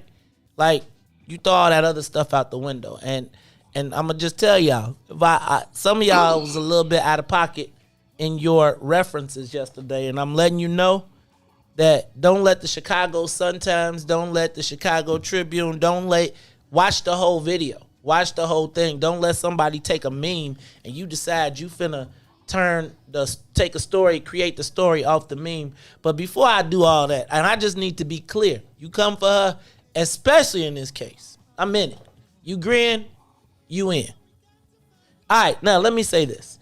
But I want you to hear it directly from the sources. Because these two was a tag team yesterday working in tandem. Alderman Ray Lopez moved to defer and publish the nomination of, what's her name, Meza? Celia Meza. Celia Meza as the corporation counsel at the behest of, because of Angenette Young. Backing him up was my best friend in my head, Alderman Jeanette Taylor of the 20th Ward. Y'all make some noise for, don't I got an applause on there, Ryan? Wake up. Hit me an applause on there. The people's champ. That's right, the people's champ. Alderman Jeanette Taylor. Alderman Taylor, talk to me, sis. Tell me what, first of all, welcome. And I want to know what happened from your perspective. Good morning, Brother Mace. Good morning, everybody. Morning. So basically yesterday, it's what you said. Well, first of all, let's go back a weekend ahead. As a matter of fact, let's go to the beginning of what happened with Angenette Young. Myself, Alderman Lopez, and Alderwoman Colvin wanted to put in a resolution to say, don't go to court, give Ms. Young whatever she is asking for. Because we all saw what happened. She stood naked for 8 minutes. And that could have been anybody's mother, sister, daughter. It just was ridiculous. And myself and Alderwoman Coleman were kind of tapped on the hand by the Black Caucus to say, you're supposed to do this with us. And so that was the first issue. And so there were a coalition of women, Alderwoman Maria Hatton, Alderwoman Sophia King, Alderwoman Leslie Harrison, and myself, who went to put together an ordinance along with Angenette Young and a bunch of community groups. 2 weeks ago, we got word that the Corporation Council called Angenette Young and said she's not getting anything, no legislation, no money, no nothing. And as a group, the group decided that we would not go public because we wanted her lawyer to negotiate this. Well, it comes up that you stood on stage and actually said to this woman, I feel bad. You cried. You said that you was going to make sure this take care of. And she came up with her own ordinance, which was counterparting our ordinance, which wasn't going to do anything. And we already know that, let's be honest, Lori is the police. Because in her 2 years office, she's done nothing to hold the police accountable. I'm sorry, that's what it is. What have we done since the riots, since anything that has happened in the city that has moved us forward to hold police accountable? I'll wait. And I don't got on my watch today. It hasn't. And so Alderman Lopez said, well, you know, this young lady from Corporation Council is supposed to be appointed today. And it was like, so we appointing somebody to Corporation Council who sides with the mayor. Let's remember, Corporation Council is supposed to represent the city and the citizens. That's not what the Corporation Council is doing. It's siding with the mayor. And so Alderman Lopez DP'd it. I seconded it. If you go back to the camera, you see her point in my direction and say, go to the back. At first, I thought she was talking to Nick Spizzato because he sits right in front of me. And if you notice during the council meeting, he went to recess. So I'm thinking she talked to him and then she goes, no, you. You can clearly see it on camera. It's before she gets off the podium. She walks to the back and she tells me to come back there. We get back there. No, wait, where's back there? One word. Is that the chambers? In the back Where's of chambers? Okay. In the gallery. Chambers. Now, already, right, in the gallery. Now, they already got all the freshman aldermen, which seem to be all the troublemakers, in the back. But they claim they sitting us by seniority. But how is Sophia King back there with us? So that lets you know it's she young too. I'm just about to say. So then we go stand in the back. She has her finger in my face and she's screaming at me. And so when you see my hand go up, I'm saying, get your hand out of my face and lower your voice. That's what I'm doing. Now, while I still got my skirt in my hand because it's long and I ain't want to step on it and I got my hand sanitized. I'm saying, lower your voice. Stop talking to me like that. I am not a child. And she tells me, you just disrespected a woman of color. I don't believe you pulling this and you could have talked to me. And I'm like, stop screaming at me.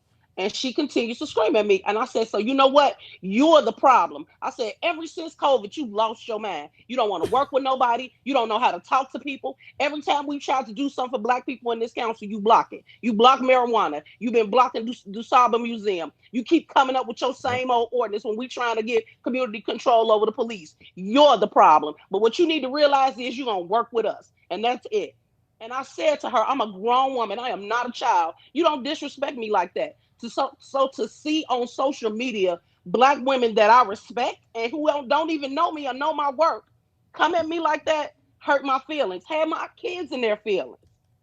Respucia getting into it with Lil Lori. Like, come on, y'all. First and foremost, everybody from 1 to 100 deserves to be respected. And the thought that she walked from her podium to come in the back and disrespect me, that's who y'all need to be checking and talking to. That's number one. Number two, my work speaks for itself.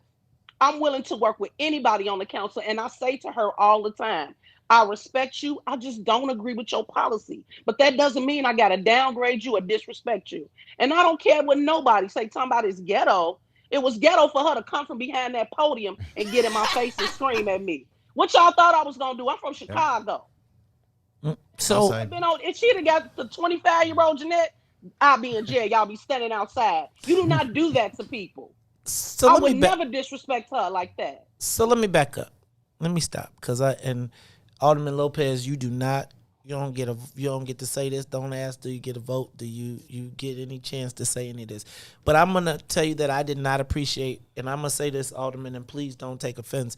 But I feel like there was the attempt to I said I will not allow the niggerization of Alderman Taylor in this situation. What I feel like is there's a lot of new people in the game who are now starting to figure out their way, and the mayor is starting to recruit. There are a lot of people who are now finding their way to payroll or finding their way to new publicity as anti those people in the marketplace. And I want to be clear. To watch any black woman come at Alderman Taylor regarding what happened when the mayor came out of the podium. I need to be clear. Parliamentary procedure is as civil as you can get. Parliamentary procedure was created to ensure that there were no physical conflicts in meetings. That is why the rules exist. So the point in which the aldermen utilized parliamentary procedure, which was only to defer and publish, which meant they had to stop this nomination, this woman that Ruthie just told you in the emails, said that we cannot stop systemic racism in the police department. They say stop, pause, freeze. And now we got black folks that purport to be for black folks, but you defending the woman who said we can't stop the systemic racism? No, hold on. Get it right. And let me just be clear about parliamentary procedure one more time. It was put in place to ensure that there were not physical and that it wasn't just force that you could use to get your way in meetings. That was put in place to ensure that the chair, who has almost ultimate power, there are rules and there are ways to negotiate and to get things done. And didn't her allies just use that tactic the last meeting? In the same meeting. Come on, Todd. They did the same thing in the same meeting. They used it the last meeting, and then this meeting they used parliamentary procedure to adjourn it because they didn't want to vote on DuSable. Mm-hmm. So let me do this for the peanut gallery in the back. I appreciate that the mayor has reached out to you. It is a great feeling to have someone from such a high esteemed position, regardless of how terrible they are at their job, to reach out to you and put you on and to start to advocate for you and push you to the forefront. I get it. I know how it works. So you can pop that mess with the kids. You can pop that with the social media rookies. You can pop that with the people who play politics. But I know how it goes. Remember, I practice the dark arts. So we understand the new emerging advocates and what your mission is, and we recognize, and I ain't no CTU caper, but this is my sister, right? And it's like, I ain't gonna even trip. She goes in for us regardless of. So I need to stop that. Now, let me ask y'all both a question though. Alderman, and how did you miss the flack, Alderman Lopez? Like, how did the mayor walk past you or get past you and go to the sister? Like, how you gonna attack? Because again, to the audience, right? It's very easy to position Alderman Taylor, right, as the angry black woman, because the mayor visions herself as a old white man. Scotch and cigars. How you gonna celebrate the strike? We're gonna sit down and have scotch and cigars. That's an old white man. She didn't even say Hennessy. Remy, right? And cigars. I could see that mean. So Alderman Taylor, how did she get to you over everybody else? Like, and did she really think she was gonna check you? Because she did have her hand in your face. So let me say this. From the very beginning, our first meeting, I told her, I don't agree with you politically, but I'll respect you as a black woman. So I ain't calling her Larry. I ain't calling her one of the moles. I'm not doing any of that because she's a black woman And it's hard in this space. It is for a Black woman, as you can see, after the attack that I got yesterday. And so when I see her, I speak to her. She'll embrace me. I'll text her and say, hey, you looking like you tired. Are you taking a vacation? Are you checking on yourself? And so this is a woman that I have respect for. Now, I don't agree with none of her politics, none whatsoever. My lived experience tells me something else. And so the thought that she thought it was okay, because what I think she thought was she was going to stand in my face, scream at me, and I wasn't going to say anything. My own mother, rest in peace, and that Sigler, did not check me like that or get in my face like that. You sure is about to not to. And so the thought that people are okay with what she did, and she owes me an apology. And to your point, you walk right past Alderman Lopez, but we already know Alderman Lopez has got on her before. So she didn't want no smoke, but she definitely didn't think she was going to get any from me. And so yesterday proved her wrong. And so that's not, and this two Black women going at it. No, that's never what I want. Never what I want. That's not what I'm teaching young people. That's not what I'm about. But I'm also not about being disrespected either. And clearly, I was disrespected to no ends. And the folks in the back are the ones that said, like, is she serious? Is that what you doing? And everybody kept saying, are you okay? No, is she okay? Apparently something going on with her. But at the end of the day, I clearly need people to understand the city of Chicago is not going to move unless the mayor's office, aldermen, and the citizens work together to move us forward. Period. This is a democracy, not a dictatorship. And that's what it feels like in city council. Let me ask you all, speaking of city council, I was watching a lot of shows and a lot of commentary, and they are saying that we are on the brink of council wars.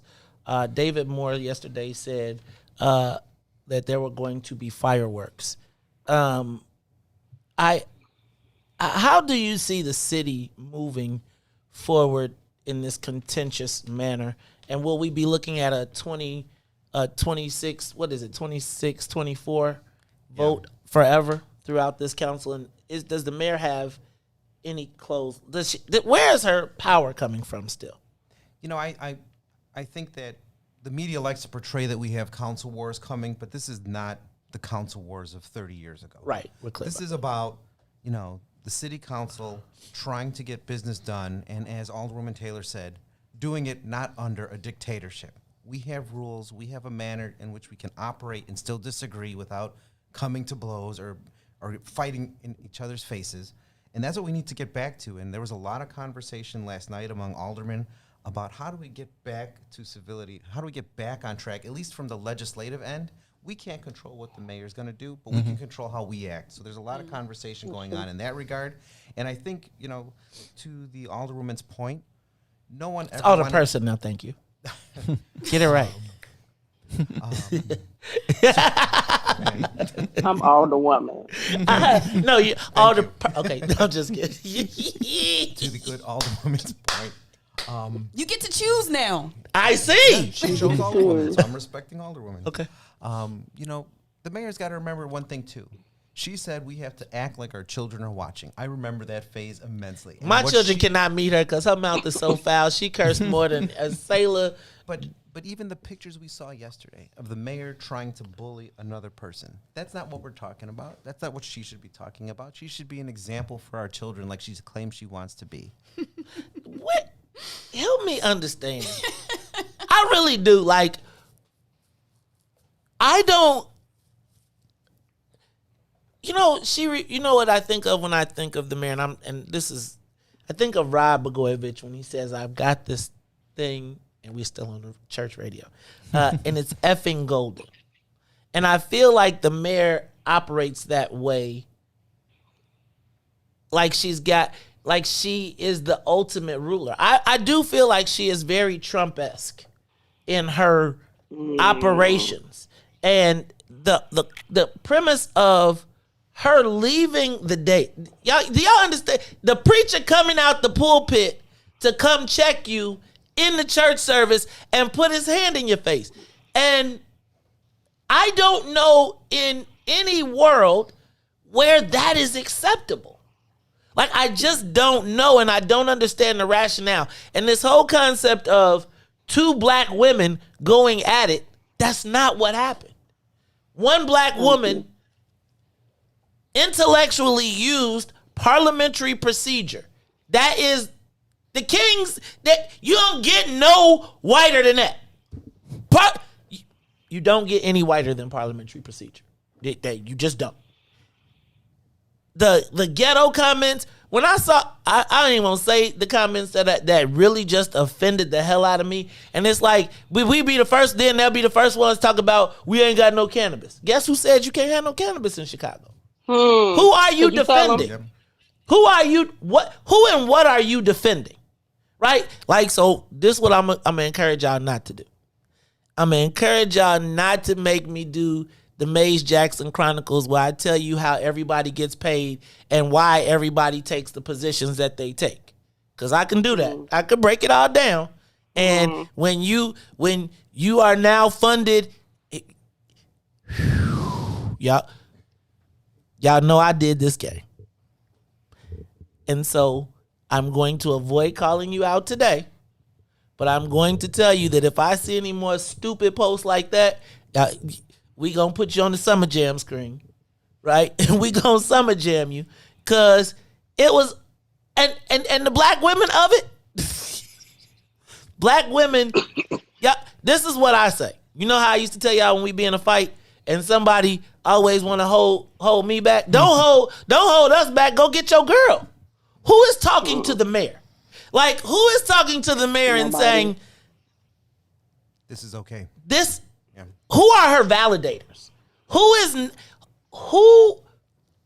in the grand scheme of things, and I'm gonna ask both of you all, who does the mayor listen to? Who does she talk to?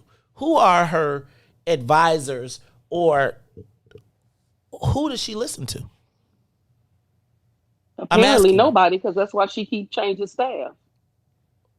Look how many people done left the mayor's office. Nobody, apparently. I've had 3 IG people since I started. Nobody.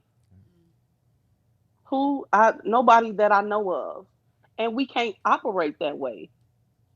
Let me ask you another thing. Alderman Taylor, you said something earlier. And I'm gonna ask you, Alderman Lopez, if you agree.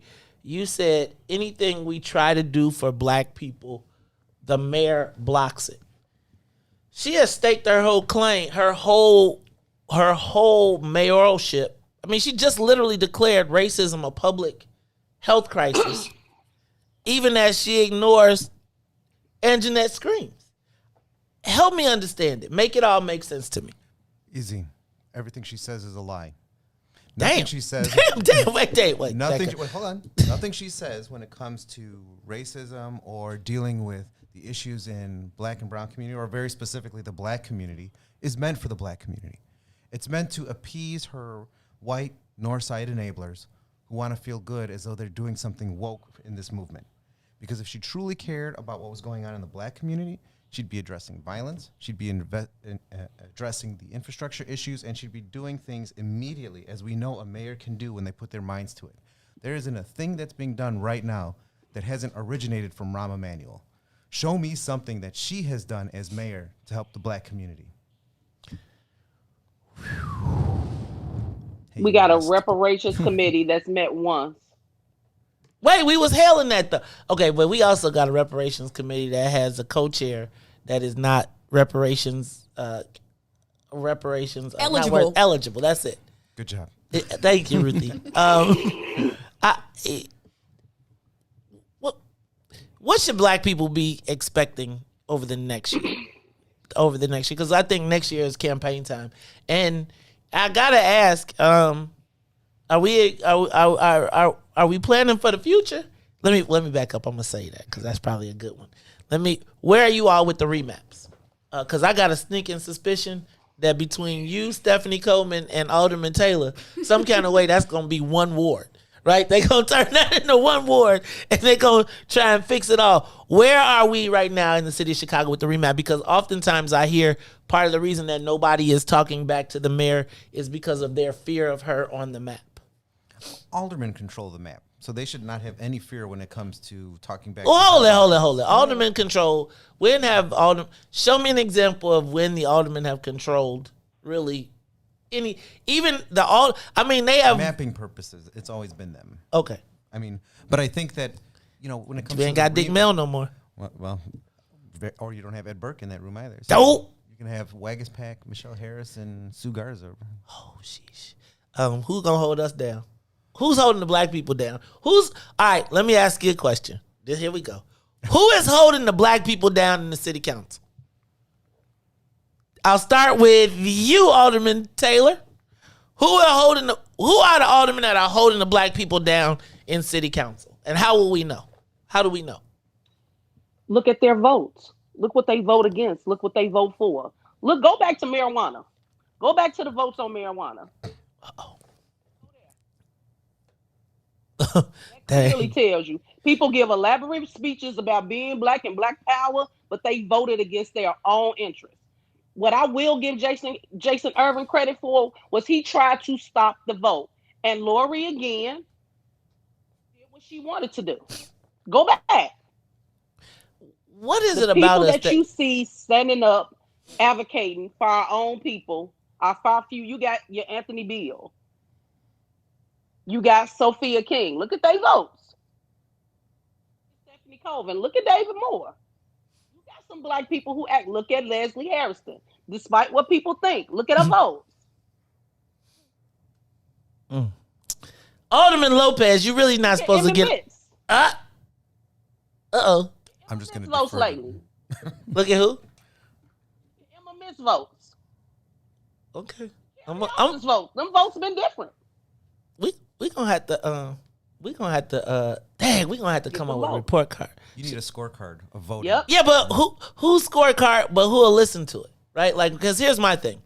I feel like what will happen is then once we do the scorecard, there'll be 300 scorecards put out there that will be well funded by other people to retell a narrative.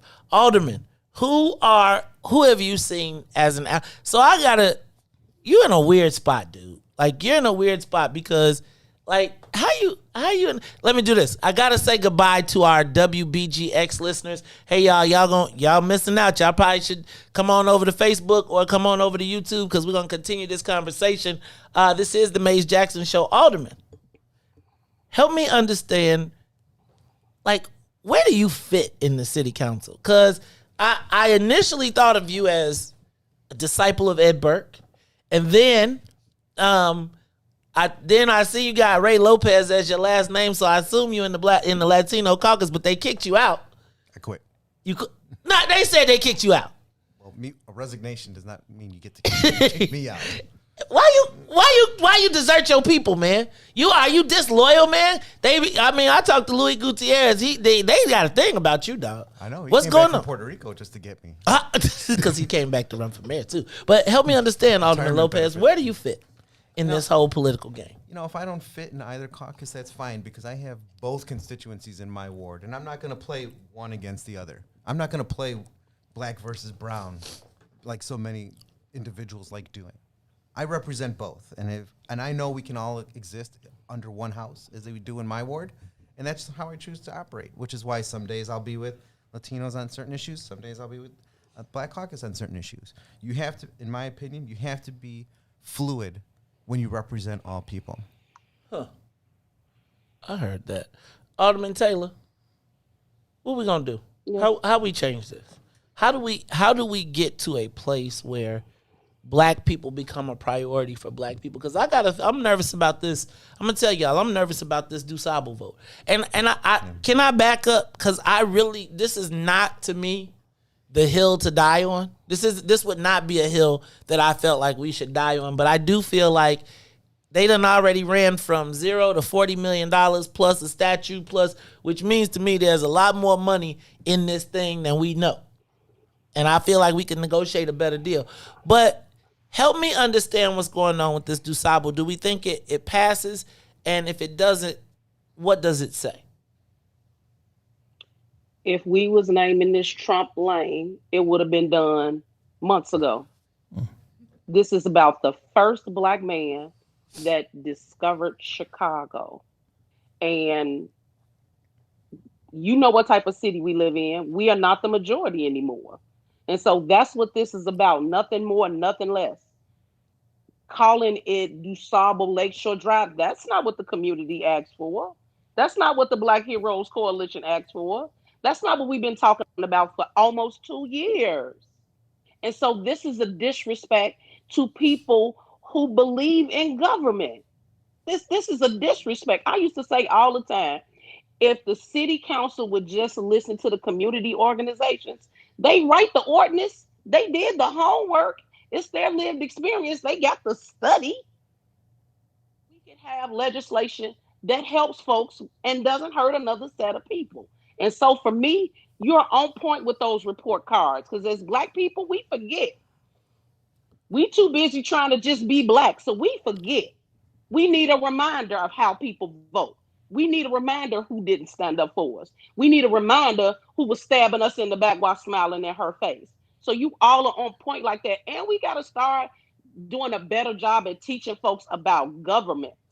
Man, cause can I tell y'all what? One of the biggest challenges with that is that because people don't know government, there is so many people who can play on the misinformation. Absolutely. That's why you saw the direction of the conversation happening yesterday.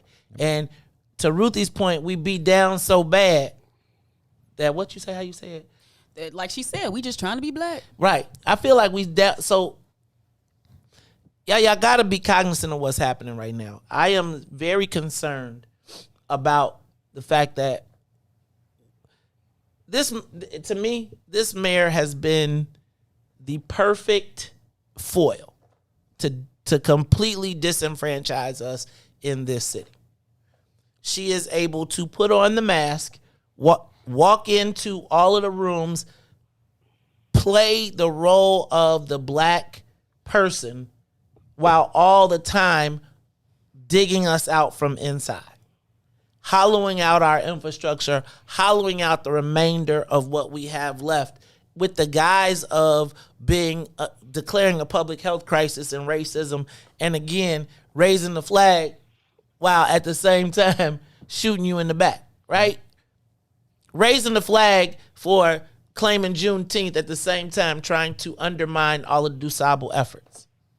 And it becomes challenging because I think our people are so inundated with media that they don't really have trusted sources anymore, right? We don't have Ebony. We don't have Jet. We don't have The Defender. We don't have any, and that's by intent. And there's a reason that remember when they said the mayor was only going to do Black interviews for her station?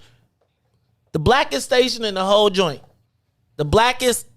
What's in it for the Black people media, and we ain't seen no parts, no hide, no hair. They are spending hundreds of millions of dollars to quote, because they want to inform the Black people that have died from COVID. We see any money?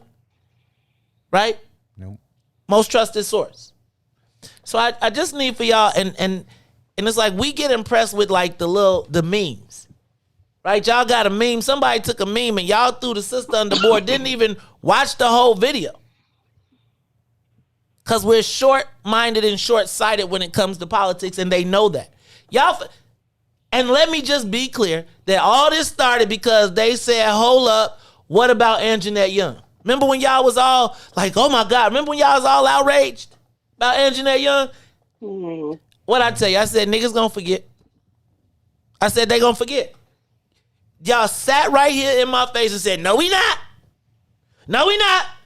And I want to be clear. So if you were so upset about two Black women going at it, where was you when the Black woman was screaming? You forgot about her, right? Because remember, that's what it was all about.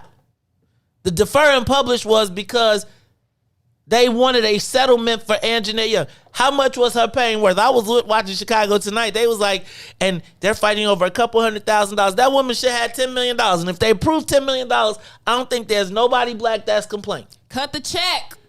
Nobody.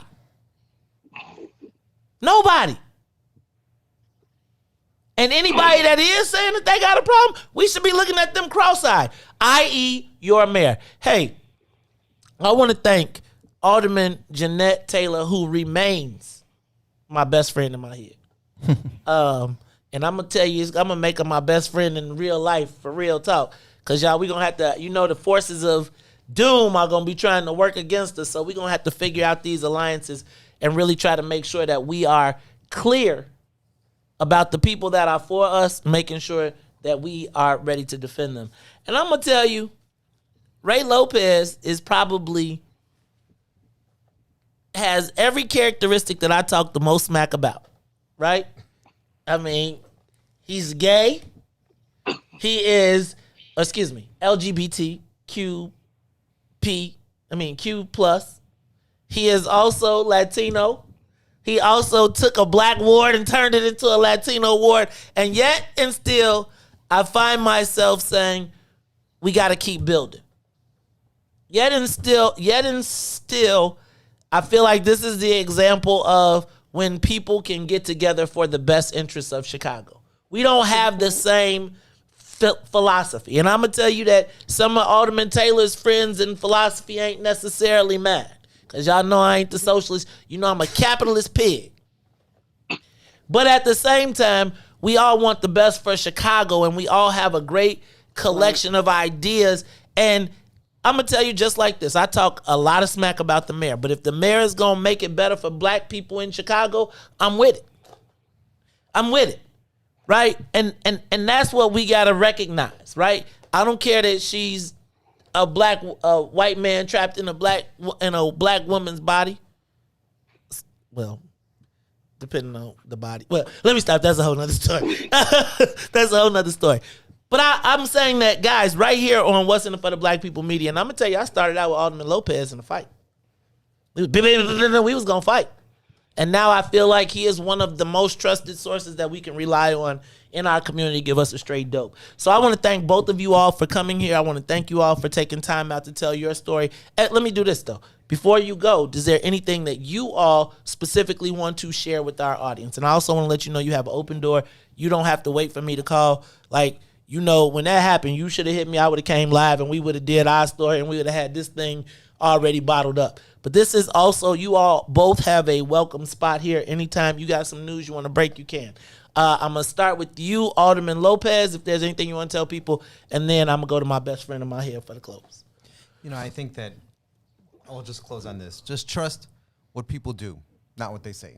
What Alderwoman Taylor said, trust us by our actions. There's a lot we can accomplish, but people talk a whole lot of good game too and produce absolutely nothing. That's got to change. And I think we're seeing the beginning of that right now. Hey, man, little birdie been telling me you think about running for mayor. Is that true? You better start talking to Walter. Look, that's not a little birdie. That's Drew. Be like, hey, let me tell you, I think your boy. No, just playing. Alderman Taylor, my best friend in my head, people's champ from a long way distance, true freedom fighter, warrior, man, from the hunger strike right now to fighting for our sister Angenette Young. What you got to tell the people before we go? First of all, thank you all for standing up for me yesterday.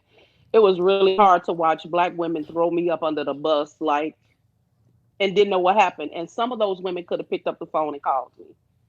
At the end of the day, I'm going to say what one of my favorite comedians of all time said, Paul Mooney. Either we going to hang together or we going to hang together. Mm-hmm. Well, damn. Wow. Can we pick which one don't involve a rope? Because I want that one. Hey, y'all, this is the Mace Jackson Show. Thank you to Alderman Jeanette Taylor of the 20th Ward. Thank you to Alderman Ray Lopez of the 20th Ward. Of the 15th Ward. Y'all, don't let a meme decide how we going to deal with our people. We can't do that ever again. I'm just telling you. It's the Mace Jackson Show. We're going to take a quick break and we'll be back. WIIFTBPM. WIIFTBP. Media's just for you and me. WIIFTBP.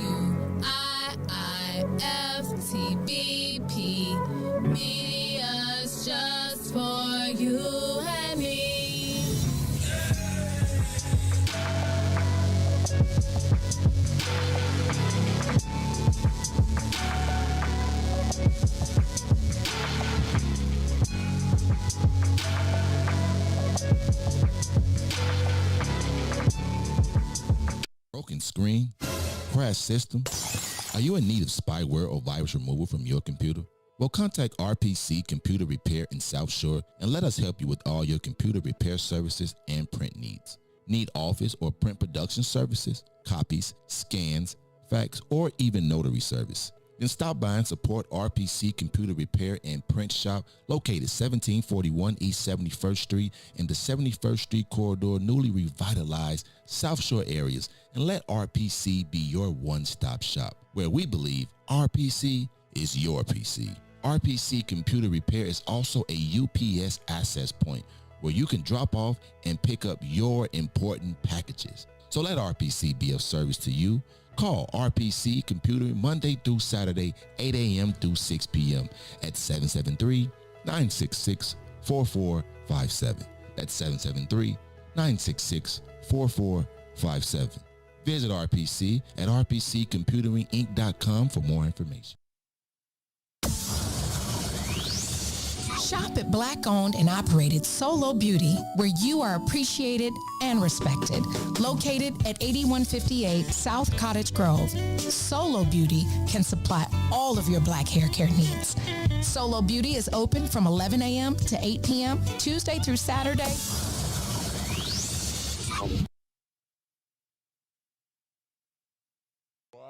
For Ruthie Moore, for Todd Stroger, I am the host of the Maze Jackson Show, asking every single day, what's in it for the black people? And if you don't like it, you can still tell them Maze said, Mayor Lightfoot, man, we ain't accepting that. We ain't accepting that. Let's go. Yeah. Let's get down to business and go ahead and address the facts, man. Lightfoot seems more lesbian than black. Rahm Emanuel's another case. He was just as tired. 50 closed schools left much to be desired. Police had Angenette naked on that body cam. They suppressed the footage so it couldn't touch a lot of hands. Reminds me of that 16 shots in that cover-up. Both of them similar, so I went and dug it up. George Floyd killed, a lot of riots happened in the town. Southside burned and they wouldn't let them bridges down. Grandmother sick, need a prescription and plus a couple groceries. You gon' have to travel just to get it now. COVID-19 out here shutting all the business down. Not enough SBA loans to even give around. So many failed businesses that you could put them in the pile. If you don't survive the pandemic, it's gonna sit you down. We sing, dance, play ball, entertain, and crack jokes. Government infested black neighborhoods with crack smoke. System that milked us so bad, we got lactose. Still trying to find out what's in it for us black folks. We sing, dance, play ball, entertain, and crack jokes. Government infested black neighborhoods with crack smoke. System that milked us so bad, we got lactose. Still trying to find out what's in it for us black folks. Shout out to Willie Wilson, hope one day you get to send it. We need some different players in the game to handle business. Too many shady characters like Madigan and Blago. But when you really break it down, it's typical Chicago. City full of gangsters, it's what the land was built on. Same streets with hood legends, DNA gets spilled on. Carjackers out here lurking, trying to get they steal on. Looking for a block to put them Hellcat wheels on. Let us give bogus appraisals a red line. Car crackers out here getting minimal fair time. And I'm concealed carry, I stay with the pipe. But Illinois gun laws giving minimal rights. Stay up on the swivel, make sure I'm moving tight. Check all of my mirrors when I pull up to the light. Pick my homie up from out of town, man, he caught a flight. He was hella nervous, told him, shorty, this a way of life. We sing, dance, play ball, entertain, and crack jokes. Government infested black neighborhoods with crack smoke. System that milked us so bad, we got lactose. Still trying to find out what's in it for us black folks. We sing, dance, play ball, entertain, and crack jokes. Government infested black neighborhoods with crack smoke. System that milked us so bad, we got lactose. Still trying to find out what's in it for us black folks.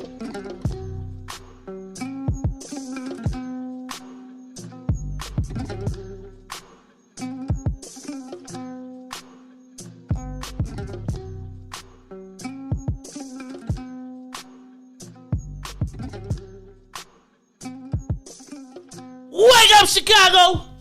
Wake up, world! This is the Maze Jackson Show. I'm your host, Maze Jackson. Got my co-host, Todd. Nope. Ruthie Moore. That's right. Ruthie Moore is the new boss in the building. You know, she took your spot, Todd. Man, that's all right. You like Flash. Every day you ain't here, he talk about he miss you. He talk about you. I talk about you every day. No, that's not. But I be like that every dude. Day. No. Every day. You know, I was thinking this morning that it's a different world. But when I was in college, I had a friend from Wisconsin, and he went to the Air Force, and we used to write in the summer. We literally wrote back and forth. I don't know if people do that anymore. Nobody has a pen pal anymore. Yeah. That's over. Pen pals. You might know somebody in jail. Hey y'all, this is the Maze Jackson Show. I want to open up the phone lines. Give us a call, 872-259-7474, 872-259-7474. The phone lines are open, and I want to hear from you. What'd you think about Alderman Jeanette Taylor? What'd you think about Alderman Ray Lopez? Give us a call, 872-259-7474. Shout out to Ruthie Moore, my co-host. Shout out to Todd Stroger, who is in the building, as well as DJ Leron. DJ Leron is a multifaceted entertainer. You know, last week, Leron was making salami flowers, and he went from making salami flowers to photographer to setup man to now being the board op. Leron is a millennial of multifaceted talents, and shout out to him for coming in this morning to fill in for our beloved Sonia Escobar. Now, the phone lines are open. Give us a call, 872-259-7474, 872-259-7474. That's not my radio. I know we're no longer on the radio. So but if you are listening or watching live, I'd love for you to call in because I'd like to know what you thought about Alderman Taylor and Alderman Lopez. I'm going to start, though, with Ruthie Moore. What you want to know? I want to know what you thought. I love a good primary source, and I love to hear things from the horse's mouth. And Alderman Lopez and Alderman Taylor, their actions have been speaking for them. Mm-hmm. So when they say things out of their mouth, I believe it. And it's really that simple. Ain't that simple? When they say what, I love not, when black people say what you say out your mouth.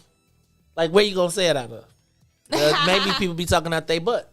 Hello. That could be. The side of their neck. What you say. Where do people talk out of? The side of their neck, out of their A's? Out of their pockets.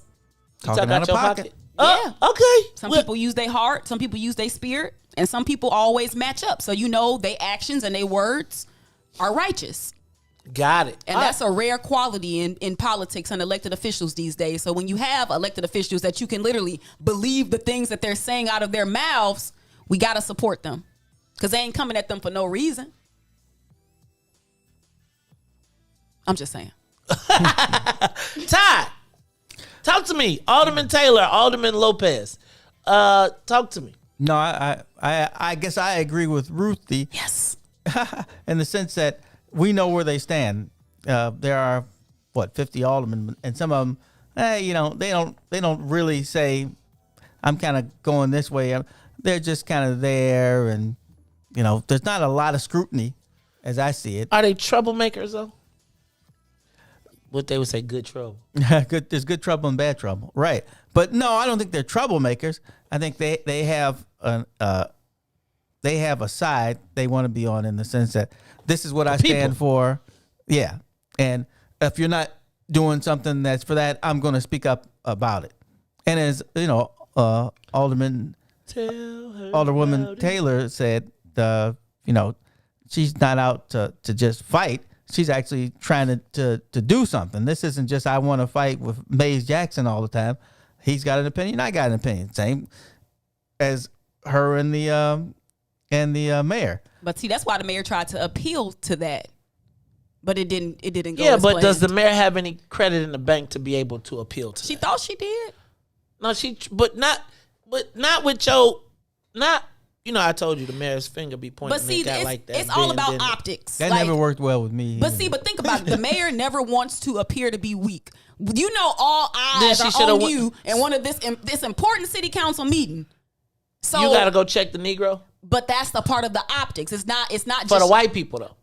The white people optics. That's what I said yesterday. You know what? Can I read my post on this? I'm gonna read it because I felt like I was. And she was defending her corporation counsel. Her Latina corporation counsel using a black woman as the shield to do it. But if they were that close, you have those arguments in private. You pull me into the chamber and you say, "Here, let me read what I said yesterday." Alderman Taylor used parliamentary procedure, which is well within her rights as a city council member. Moreover, She seconded or concurred with the motion that was made by Alderman Ray Lopez. As bullies do, the mayor tried to pick who she assumed would be the easier target, Alderperson Jeanette Taylor, and proceeded to walk up on her and tried to punk her. Get past the memes and watch the video. I'm not going to let us niggerize Alderman Taylor. She used parliamentary procedure and the mayor left the dais and walked up on her, and you're trying to make it both people did something wrong? I call BS, honestly. Parliamentary procedure is as official as you can get. The mayor used it last month and this month to block Dusable. Somebody else does. Somebody else uses the same book, and now she's attempting to get physical and in the alderman's face. Here's my kicker. It appears that the mayor is mad that white people found out that she's not the only Negro who can read. I felt as though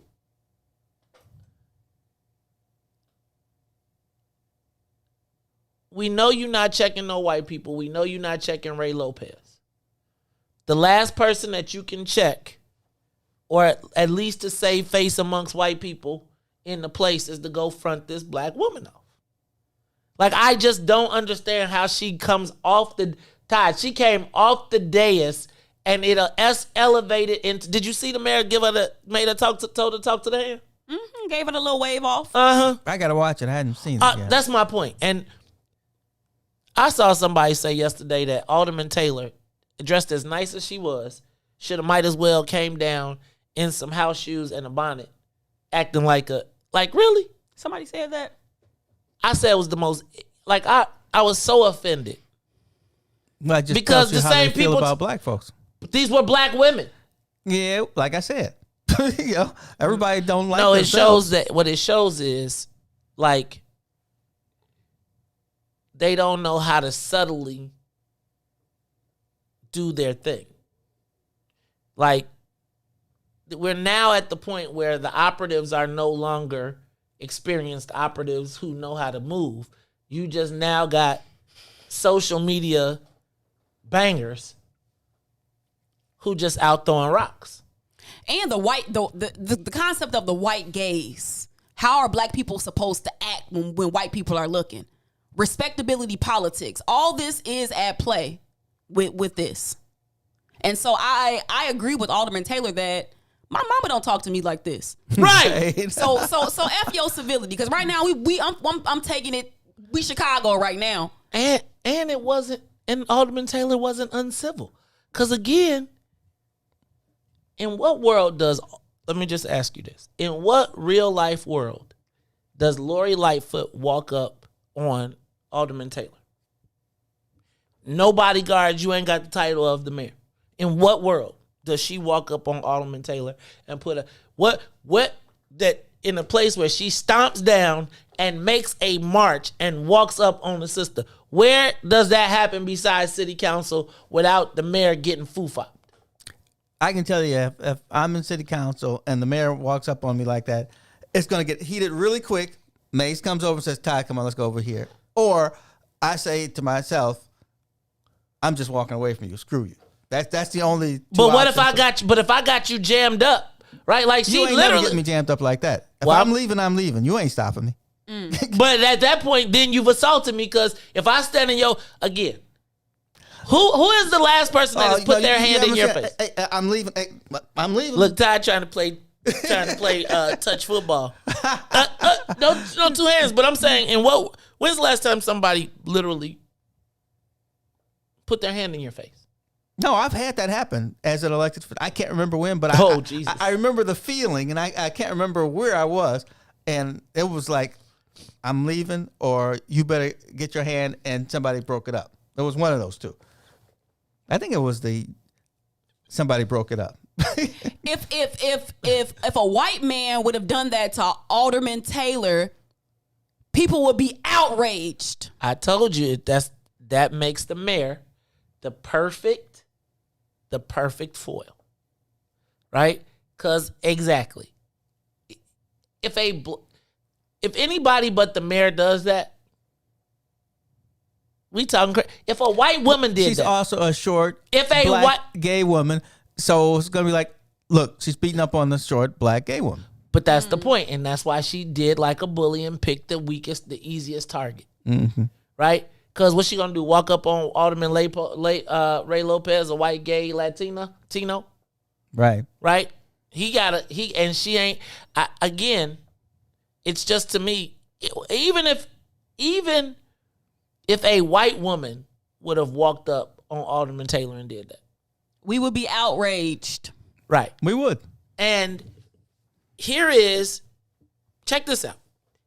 The Alderman Taylor, the black woman that walked up on Alderman Taylor is defending the white cops in the case of Could you play Angenette Young for me one more time?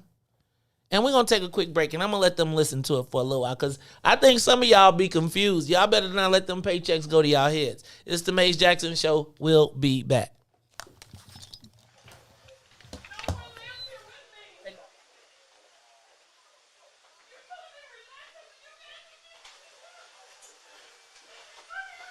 I'm going to lift this bed, right?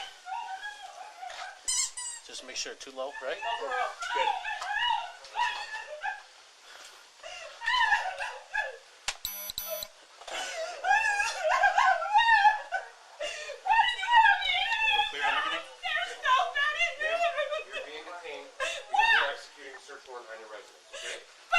Sergeant here. I'm going to explain everything to you in a second, okay? Are we all secure? I'm secure. I ain't nobody else here. I live by myself. Does anybody else ever stop him here? No. No? Who are you looking for?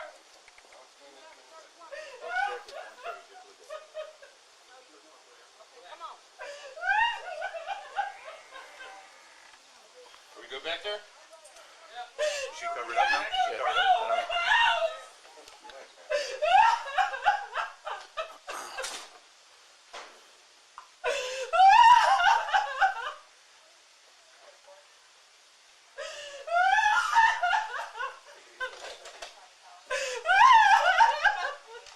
Okay. Check, just right here. Just move that over so we can get her down, so we can get the brief photos done. Is your bag? Everything in here is mine. I live by myself. Nobody else lives here. Let's check this, make sure there's nothing here that we can consider. Can I please call somebody? Yeah, man, relax. You telling me to relax and y'all to come in my house like this?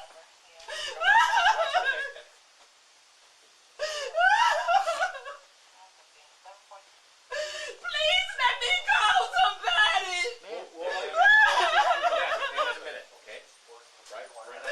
You need to tell me what you're looking for.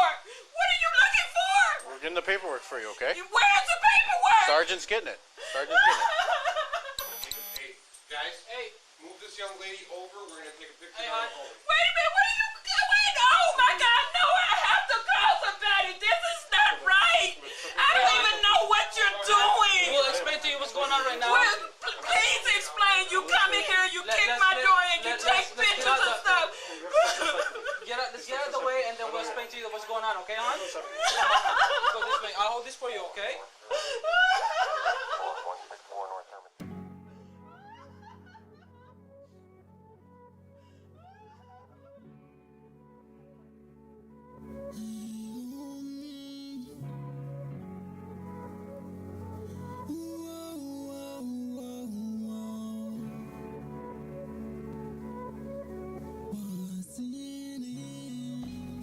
For the black people, cause economically we are not equal.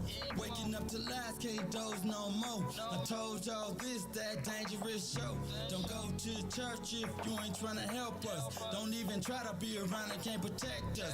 We see the lies of the politicians. We need money, no symbolism. It's Maze and Sonia and Ruthie and Todd explaining how we all come from God, giving us tools to beat the odds.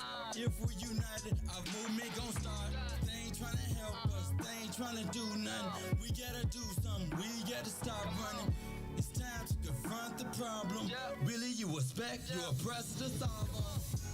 What's in it for the black people? All the lies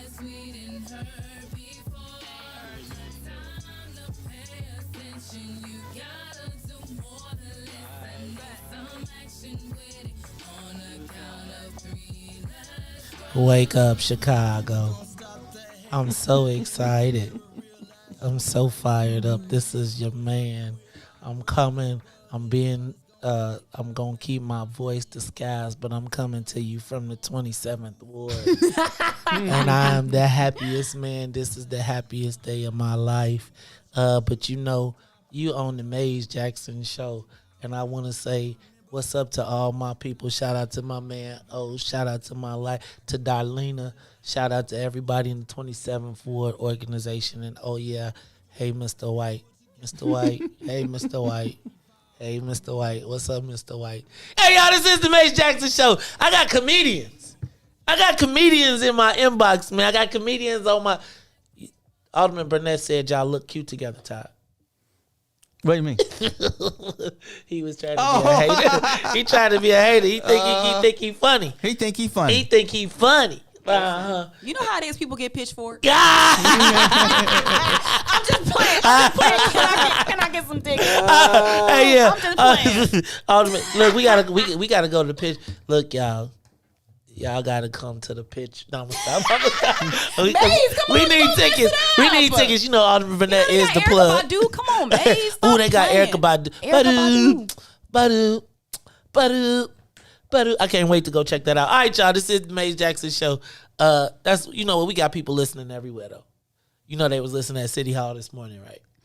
you know we was up over like 340 live viewers just on Facebook. Wow. Just on Facebook. No, that's people wanted to hear directly from the parties involved. The media is all about propaganda. Right. Like, and we gotta unnamed sources. I can't stand it. Oh my goodness. I just felt like they took that, what you call it again, a burst photo, and found the best one to make it look like shit. They probably took the video and then just screenshotted it on the steel frame that they wanted. So you gotta always be careful about manipulation and not really believe what you see oftentimes. That's the problem with you daggone millennials. You can't even Photoshop. All right, y'all, it's the Mace Jackson show. Ruthie, and can I tell y'all how quick memes? Did you see the meme they had with Dana White from UFC? In the middle of it, it was out like no.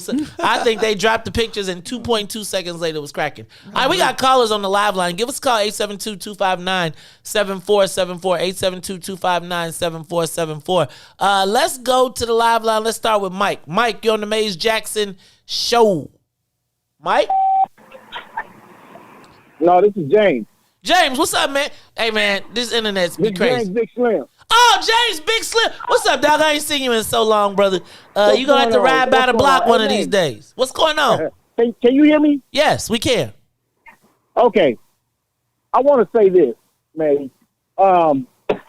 There's another station. I don't think I could, name that station that I have been listening to for years.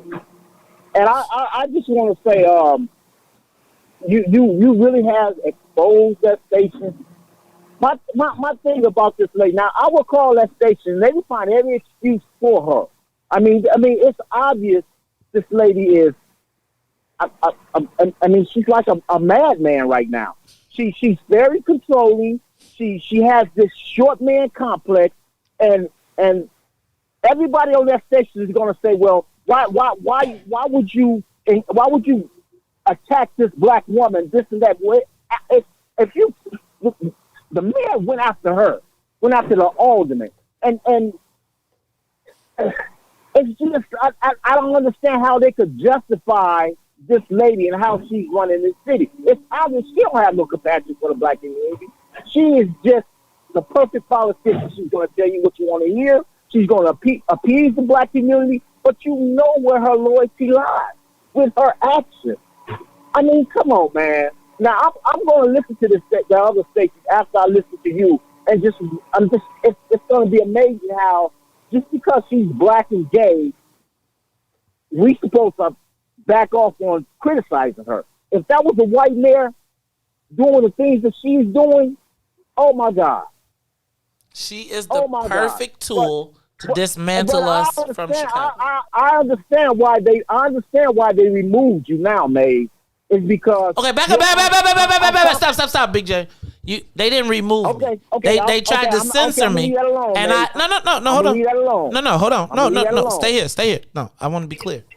They didn't get removed me. What they said was you can't talk about it. Okay, now I worded it wrong. Right. And I said I'm going to walk away. I understand why you called flack like you did. Right. It's not because you was being disrespectful.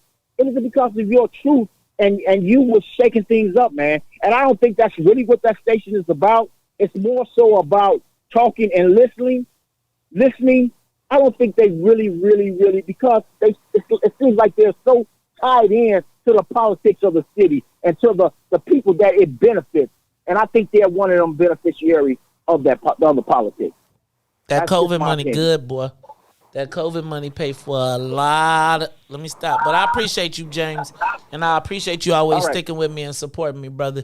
And I always appreciate you. Man, come by the crib, but come by this week. I'll be around. Let's take the next call. Next call, who we got up there? Frank? Turn that down for me. Frank? We got Frank on the line? Frank. What's up, brother Frank? How you feeling, man? Hey, hello to everyone. Good morning. Brother Mays, welcome to Black Owned Media. Okay, this is what you can see with someone's for real. You got them on the very next day, and I applaud you and them for coming on. Listen, my people, anyone who cannot see that this mayor was totally wrong in what she did, and Angenette Taylor was totally correct in how she handled this situation. You know what I'm saying? If you're on Mayor Lightfoot's side, you are the enemy. Okay? I hope this alderman, her and Alderman Lopez, continue to call this man out when opportunity presents itself, not just put the Angenette Young debacle, but she went down the list. Stay on her like Karen Lewis. This reminds me of Karen Lewis going toe-to-toe with Rahm Emanuel. Every time he stepped on the line, they had to cross it. She should stay strong. We are behind her 1,000%. Okay? And I'm telling you something. If her or Alderman Lopez decide to run for mayor, I'll vote for Alderman Lopez over Mayor Lightfoot. Okay? She handled this case exactly the way our beloved Ruthie Moore would handle it the same way. No, you ain't gonna step me like that. I'm gonna put you in your place. Thank you, Alderman Taylor. Thank you, Mayor Jackson Show. Y'all keep doing the great work. Thank you, guys. Thanks, brother Frank. I appreciate that. We appreciate the call, man. I appreciate the aldermen for coming on and trusting us with their story. Mm-hmm. I think it means a lot. First of all, when I reached out to both of them, they both responded immediately and was like, we with it, right? We're on to tell their stories. And I just think that we got to be mindful of the stories that are being told. Because when I saw the memes, I literally saw the memes and was like, whoa. And I started to share them, and then I saw the video, and I was like, this meme does not tell the story of this video. And the news led with the image. Yes. Because, again, who better? Yo, that was crazy, y'all. That was really crazy. I find it hard to understand who doesn't like Alderman Jeanette Taylor Black. Like, I feel like she should be the safest alderman in the city council. Like, period. Like, unless they put her in a white ward, which they may well try to do. Right? Because you don't need none of that. They don't want that smoke. But see, I'm gonna tell you, this is why I'm gonna stay in my space. That's why I got to go be political, man. I got to be political because I'm gonna be running around here losing. They gonna be done took the whole world over, and we gonna be free to ask the Latinos, can we? Hey, yeah, dog. I got to get back in my space. Because you realize that Alderman Taylor is gonna have trouble. They gonna spend a lot of money trying to find. They already tried the maneuver, right? Right. Well, but they gonna recruit candidates, right? Pay attention to all the people that's doing work now in the 20th ward that ain't doing it with the alderman. But you know what the alderman gonna have on her side? Her record and the people and her actions. So I've seen that work a couple ways. That's why I cannot let you all forget Angenette Young.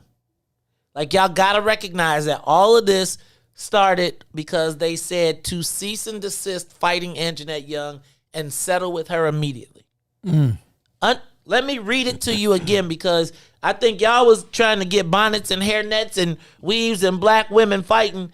And think about the black woman got attacked for defending the black woman by a black woman. Think about that. The mayor attacked Alderman Taylor for defending Angenette Young. That whole circle is all black women. Alderman Lopez threw the ball up in the air, and the black women went at each other.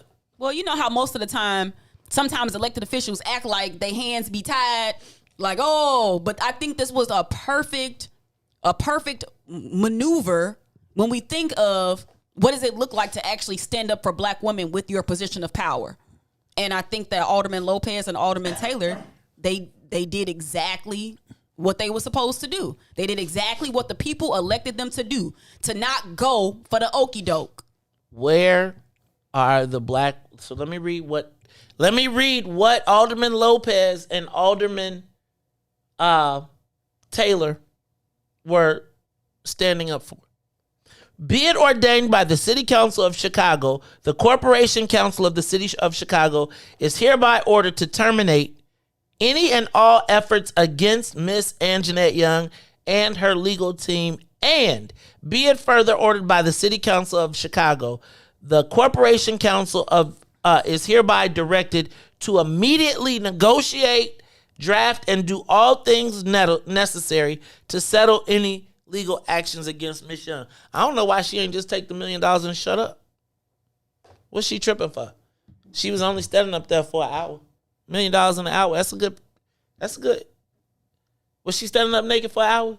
Would you naked for an hour, $1 million? Was it worth it?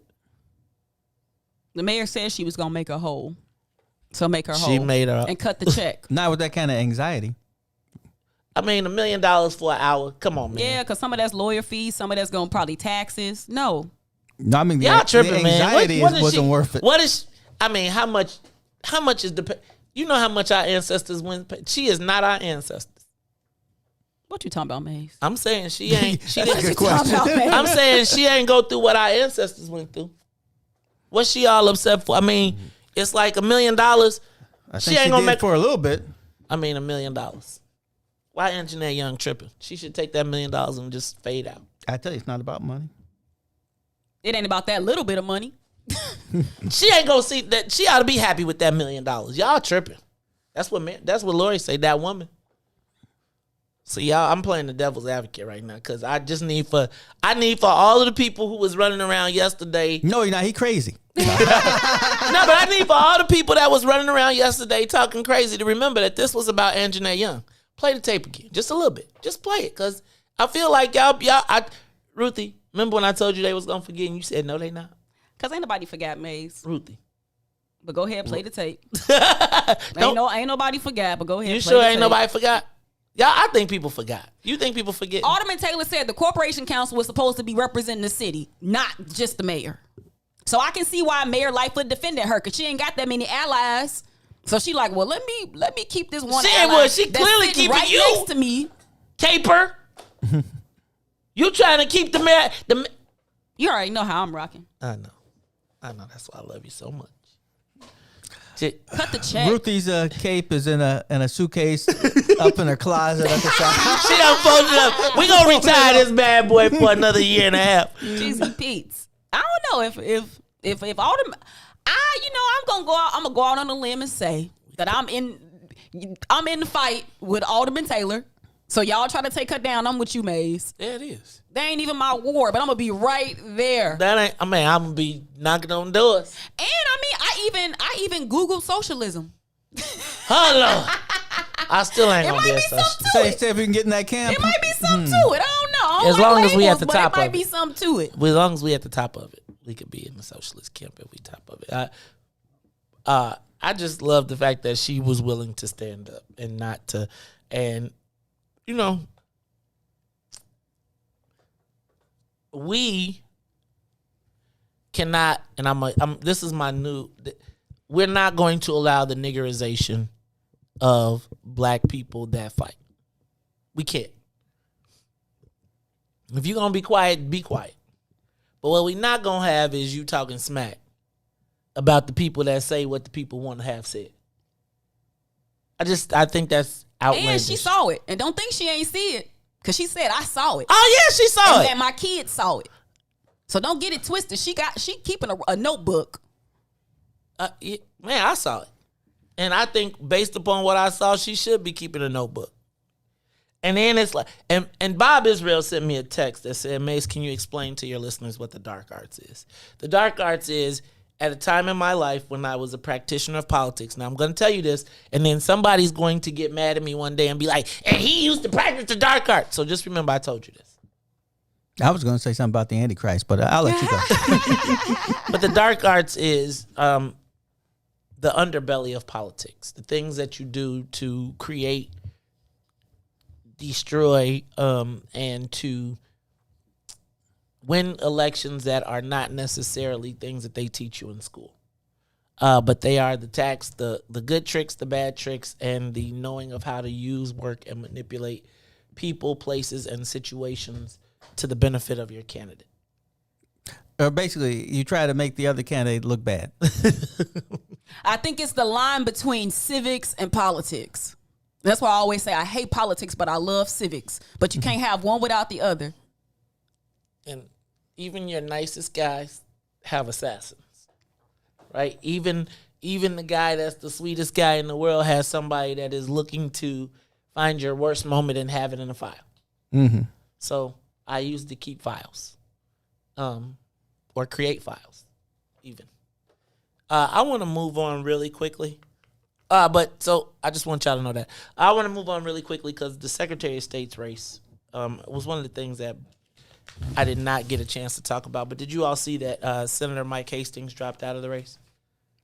I heard somebody say somebody dropped out, but I wouldn't have guessed. I wouldn't have guessed it was him. I didn't know it was him. I think that the oxygen is rapidly being eaten up by two candidates. Those two candidates being Anna Valencia and Alexi Janulius. Who? Oh.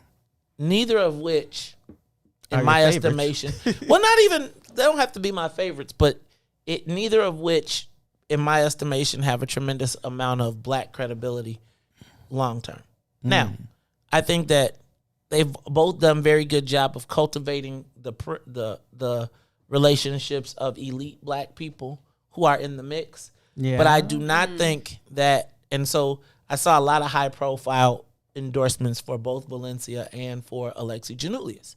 And I guess, when I think of early adopters, I think of the early people of influence that pick a side, usually pick the side because they know what they're going to get in the back end, right? So when you see trusted allies that have already endorsed candidates without ever having a candidate forum, without ever putting them in front of their leadership, they are not giving their people a choice. They are leading their people to the choice. Janulius ain't even showing up. Well, he's controlling, kind of like how Ron, when he ran for mayor, he would never show up to the things where people, but he would be at the L station shaking hands. That's what Janulius is doing. He hiding from the people. Well, let's make sure that he's not. Well, I don't know if he's hiding from the people because it depends on who are the people. You already know. You know what I'm talking about, the people with the capital T and the capital P. Okay.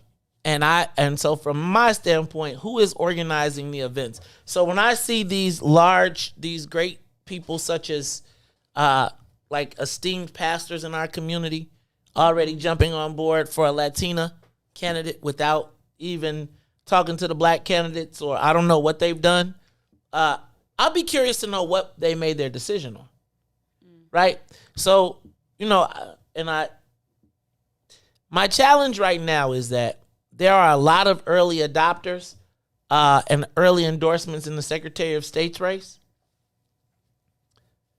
that I don't know what it's based on. And because of their perceived sphere of influence, I have questions. And especially when preachers are involved early, I got extra questions. Mm-hmm. Because again, if signatures aren't due until February, and you are now endorsing in June, what did you base the endorsement on? And has that been shared? And why are you putting your weight behind someone in this space. And so I want y'all to be thinking about these endorsements, because remember, I told you the whole premise of these campaigns and why Mike Hastings, in my estimation, got out is because of the sense of inevitability, right? Where you start lining up these big names of people who supposedly represent the interests of large groups, but really, who do they represent?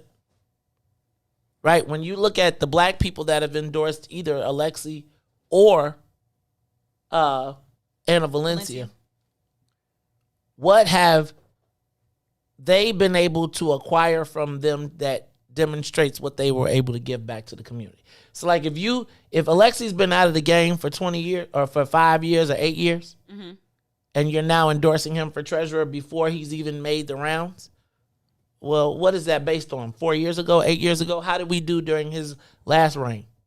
I'm guessing it's based on you were with him before he fed you, and you figure he's going to feed you again. And if he wins, it's the Secretary of State. Man, you can't get That's much a big bigger. plate, right? Yeah.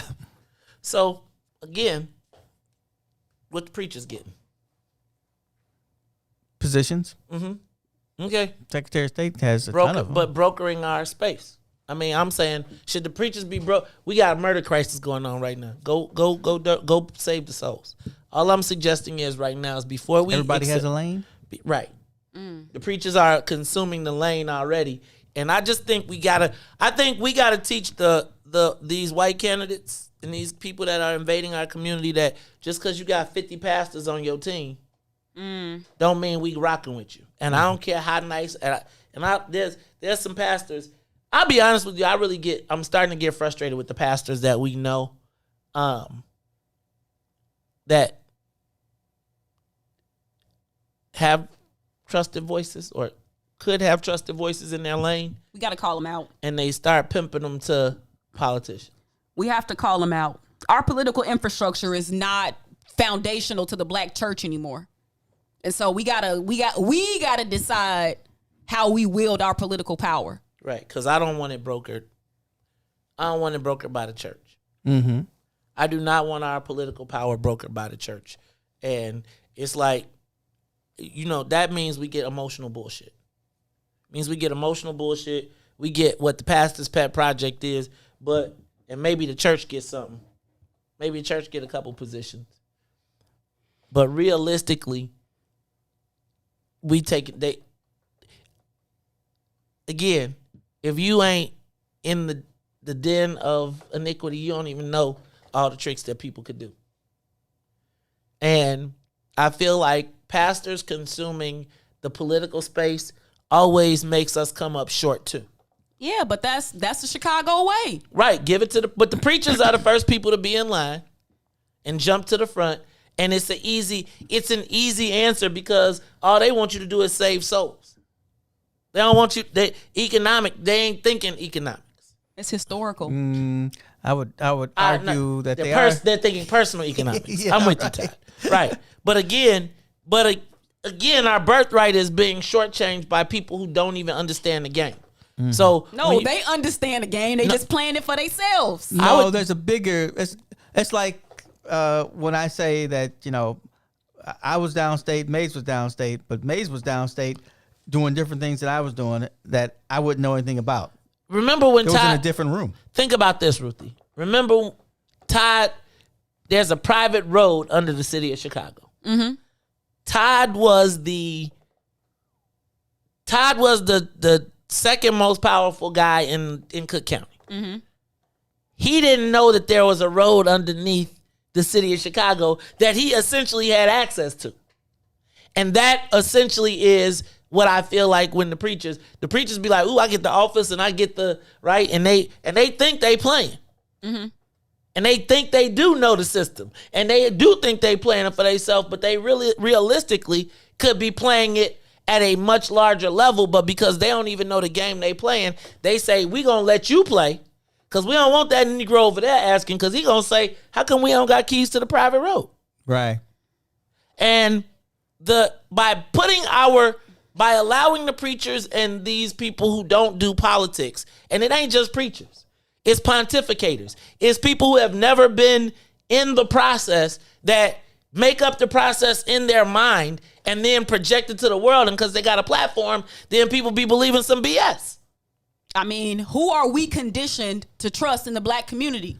Not the white man.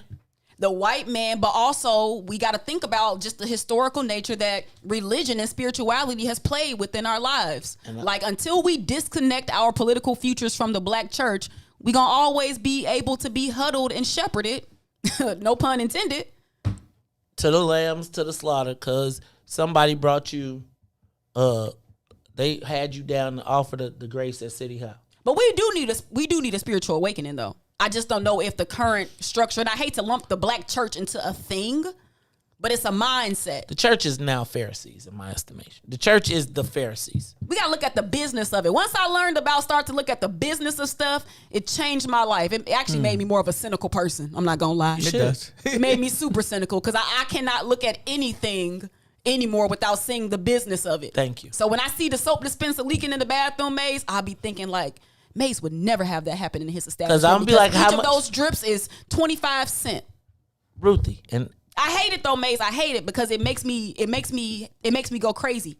Because you see all of the opportunity and all the money that we just give away. Look, y'all, this is the Maze Jackson Show. So for Maze and Sonia and Ruthie and Todd, LeRon in the building. Later on, he ain't leaving though, because he got to take over for the Book of Dawn.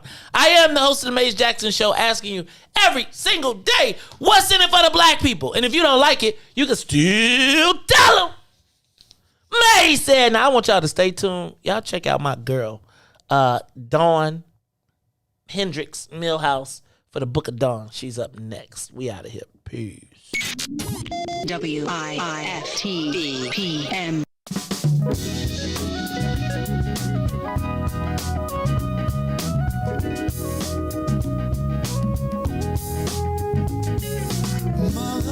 Mother, there's too many of you crying. Brother,